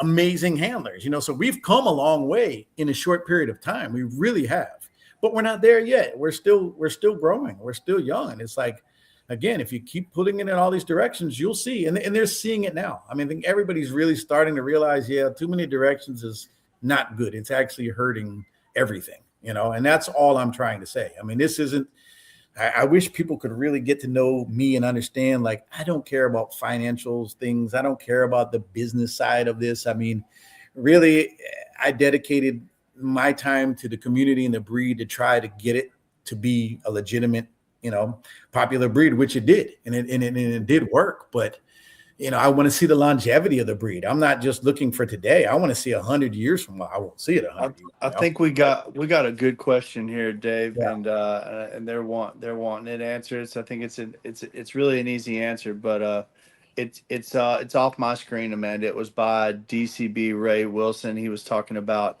how do you keep the business out of the breed clubs. Just a few comments back. I can't see it, Amanda. Oh, he was just saying, how do you basically, how do you ensure that the registry won't put the business before the breed if the registry controls the breed club? I think a lot of people think that, but it seems easy to understand how, to me, because the registry built it. So of course they would want the integrity of it to be what they built it to be. Yeah. And so that's 100%. That's how it stays above it. I don't really know what the business side is that's going to get in, that would get in the way of that, though. I really don't even know what that is. Because Yeah. I didn't set out for business. Like, as you see, this whole thing was done out of necessity. It was never done with the intention of being a business. It was never done with the intention of finances. It was all done out of necessity. Nothing was done for any other purpose. Nobody said, hey, let's just start a business and do this. And no. It was like, we did what we did because we had to, you know? And what better organization than the registry, the main registry, than to be the responsible party with the breed club? Because to me, it's like, how else do you keep them hand in hand? Yeah, you don't. And breed club, like I said, it's just too early for this. And again, we are a registry that created a breed. We're not just a registry that just started adding breeds, you know? That's not how we started. So, and I don't understand the thing about, people saying that this is all about control. I mean, I don't want to control anybody. I just think that it's detrimental to a young breed to start sending it in a million different directions. And it's pretty obvious right now. I mean, you can really look right now and see what I'm talking about. I mean, people say, well, why isn't there consistency in the breed? Let's blame it on ABKC. Well, why don't we blame it on the fact that we've got 10 different registries with different standards? That could be a reason why there's not a lot of consistency, and aside from the COVID thing. Or, we got 2 different breed clubs trying to start, and neither one of them is working with a house registry. So, there's not control. But when you're really wondering why is there not a consistent, much consistency, well, look at what's being done. Look at the fact that it's being pulled a million different ways with a million different interpretations. That's why there's no consistency. It's not because of control. It's the fact that it's just not finished yet. It's not a completed breed. So, and they might not agree with me, but most of the people who don't agree with me have an agenda, and it's pretty clear. I mean, you can read the comments and you can say, this guy is with this breed club. This guy is with this registry. This, you know what I mean? Like, it's pretty obvious. I mean, the guy that mentioned that, I mean, I can tell you what registry he's with. The other guy that's, got his local plan, I can tell you what breed club he's with. So it's like, come on, let's be real. They have their agendas, and their agendas are for their thing, what they want to do in the direction that they want to go. So when we're talking about control, it might actually be you all that are trying to be the ones that are taking control. And that's why you're trying to discredit us, Which goes back to what I said, why I feel like it's important that the breed club be within the main registry of our breed. Yeah. It's not to control the whole thing, but it's to keep the integrity there based on the principles it was built on. Correct. And that's the thing. If you got 2 different parties, 2 different organizations in under 2 different households, well, then it's like, well, who's got the authority there, and who's getting what information from who? Because there's, different registries have different expectations, and if you have a main breed club for the American Bully that's outside of the ABKC, well, then you have conflicting interest automatically. Yeah, 100%. I don't see how it could work that way. I don't. I know you can. And even look in your comments today. I mean, how many different comments are out there that are showing that they want to take it in their own direction? I mean, it's every other comment. It's like, no, we need to do that. Like this guy saying, come on, let's be real. Well, I'm actually being real, and you're not really feeling the realness. You know what I mean? It's like, how much real can you get? You have an agenda that you want to take it with this registry and go this direction because you feel like that version is the right version. But the truth is, the version that a lot of these people are looking for is already existing in ABKC. We have Classic. There's nothing wrong with Classic. It's there. It's not going anywhere. And a lot of the dogs that these people feel are the representation of they want the breed to be, it's already in ABKC. It already has its spot in ABKC. And a lot of these end up being Classic people that really like the direction of the Classic. Great. But we offer that. We're not stopping to offer that. And I'm an advocate for it. And I can tell you a million times why it's a great thing in our breed, So it's just, you got to be careful of the comments, because a lot of the comments are based on agenda. And our agenda isn't control. It isn't power. It isn't finances. I really could care less about that. I've said so many times that I really feel like sometimes I just want to step down or step back. And the reason I say that is because it's draining. It is really draining, because it's everybody's trying to find a way to cut something down because they want it to go their way. And that's really the truth to it, And well, and no matter whose feathers it ruffles, it's like, you should have been here since the beginning and should have helped build this thing to what it is. If that's what you're that serious about, like you can't take it away from the people that made it what it is today and redirect it to fit your own narrative. You just can't do that. No. And again, it's like some of these breed clubs right now, they're not working with ABKC. So I don't even understand the argument why they would feel like we would want to support something like that. It doesn't even make sense to me, So anyway. Yeah, but I mean, but I do appreciate that you have admitted that, like, you're just like, listen, I'm willing to hear you out. Come to me, talk to me about your ideas and why you think this is necessary, or just throw your ideas at me. That I'm not, you are trying to be approachable, and I think that's vastly important, because I feel like some people may have built in their mind that they can't come to the ABKC with this stuff. They can't, they have to develop outside of it because they feel like they just can't develop within it. Yeah. So yeah, obviously you've made it clear on more than one occasion that you were willing to talk. So, I'm 100% willing. And like I said, it's not all me. I mean, now people really understand the ins and out of the company and realize that it's not just Dave Wilson. I mean, I have a small piece that I play in it, but a very small piece. But I think there's also a lot of confusion. I think a lot of times people see the dogs advertised on the internet and they think that this is the direction of ABKC because this is what's popular on the internet. Not necessarily, or, they see the results of a dog show or they go somewhere, judges can only deal with what's being presented. I honestly believe we're in a bad point right now. We took a step back because of COVID. I really feel that the influx of poor quality dogs happened during this COVID bubble, and we're in that moment right now. We're in the moment of seeing, the flooding of all of that stuff that happened during that time. Yeah. And on top of that, we're in a situation economically that is just not the best right now. So it's just so many factors are happening at one time that are affecting the dog world, affecting the American Bully breed, and then pulling the breed into so many different directions. In the midst of all of this, it's just another piece just chopping down something, and it's making it harder, and it's making it harder for consistency and all of these things. So I just think that at this moment, the best thing is unity. The best thing is for us to all to work together. And as much as they might not like what I'm saying, it's truth. And as much as they might not like what I'm saying, we are actually listening. And we are going to be opening the doors to where more people can be involved and their voices can be heard, and they'll have a stronger influence inside of the registry. So even if they don't agree with me at the moment, at least they will in the end say, okay, well, they really actually did listen, and they did open up the doors to where we have a better way to be involved. So, and that we will do. Yeah, no, absolutely. No, I love that. And again, I think that's been most people's like, they're not listening. And it's just like, okay, but knowing that, you're open to talking about it and trying to, make it more accessible as far as, talks are concerned. I think that's very important. So I appreciate you, coming forward with that and being open to that. So hopefully that will create a little bit more unity, where there hasn't been. So,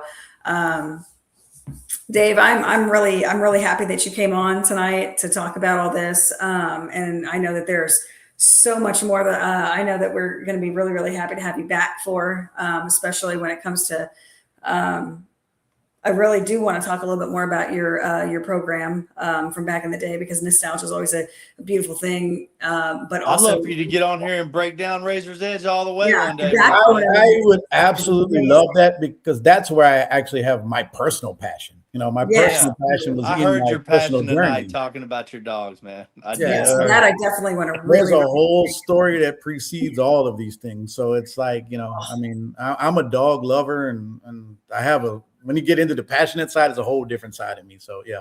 One day I would love to do that. And, I really hate to come on here and deal with drama and rumors and all that. And I'm not trying to be disrespectful to anybody. I just feel like we're hurting ourselves by not unifying right now. I really feel like that. I feel like at this moment, there's so many different people that want to go so many different ways, and it's just not the time. I mean, I think it's going to hurt this breed It already is, and I think it's pretty obvious. If we really step back and look at it, you can see that just all these different directions and ideas and things. It's just too much for a young breed right now, and it's showing now. So yeah.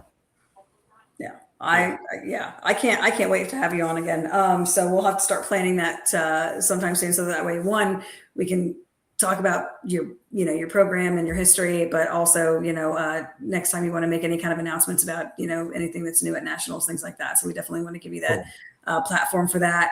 But again, thank you so much for your transparency. Thank you so much for, giving us some more information about the ABKC. It's evolution. I think a lot of people just didn't have that information. Now they do. You tied together a lot of gaps tonight, brother. Yep. Because from what's actually going on to what people hear all the way down here on the internet and all this different, I think things get misconstrued and misdirected, and then like nobody knows what really was said and what's really going on and what really happened.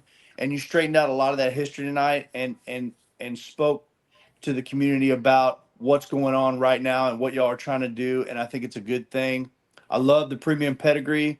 I love that y'all are working on the breed club. I have no beef with the DDC and what y'all are trying to do there. I think it's great.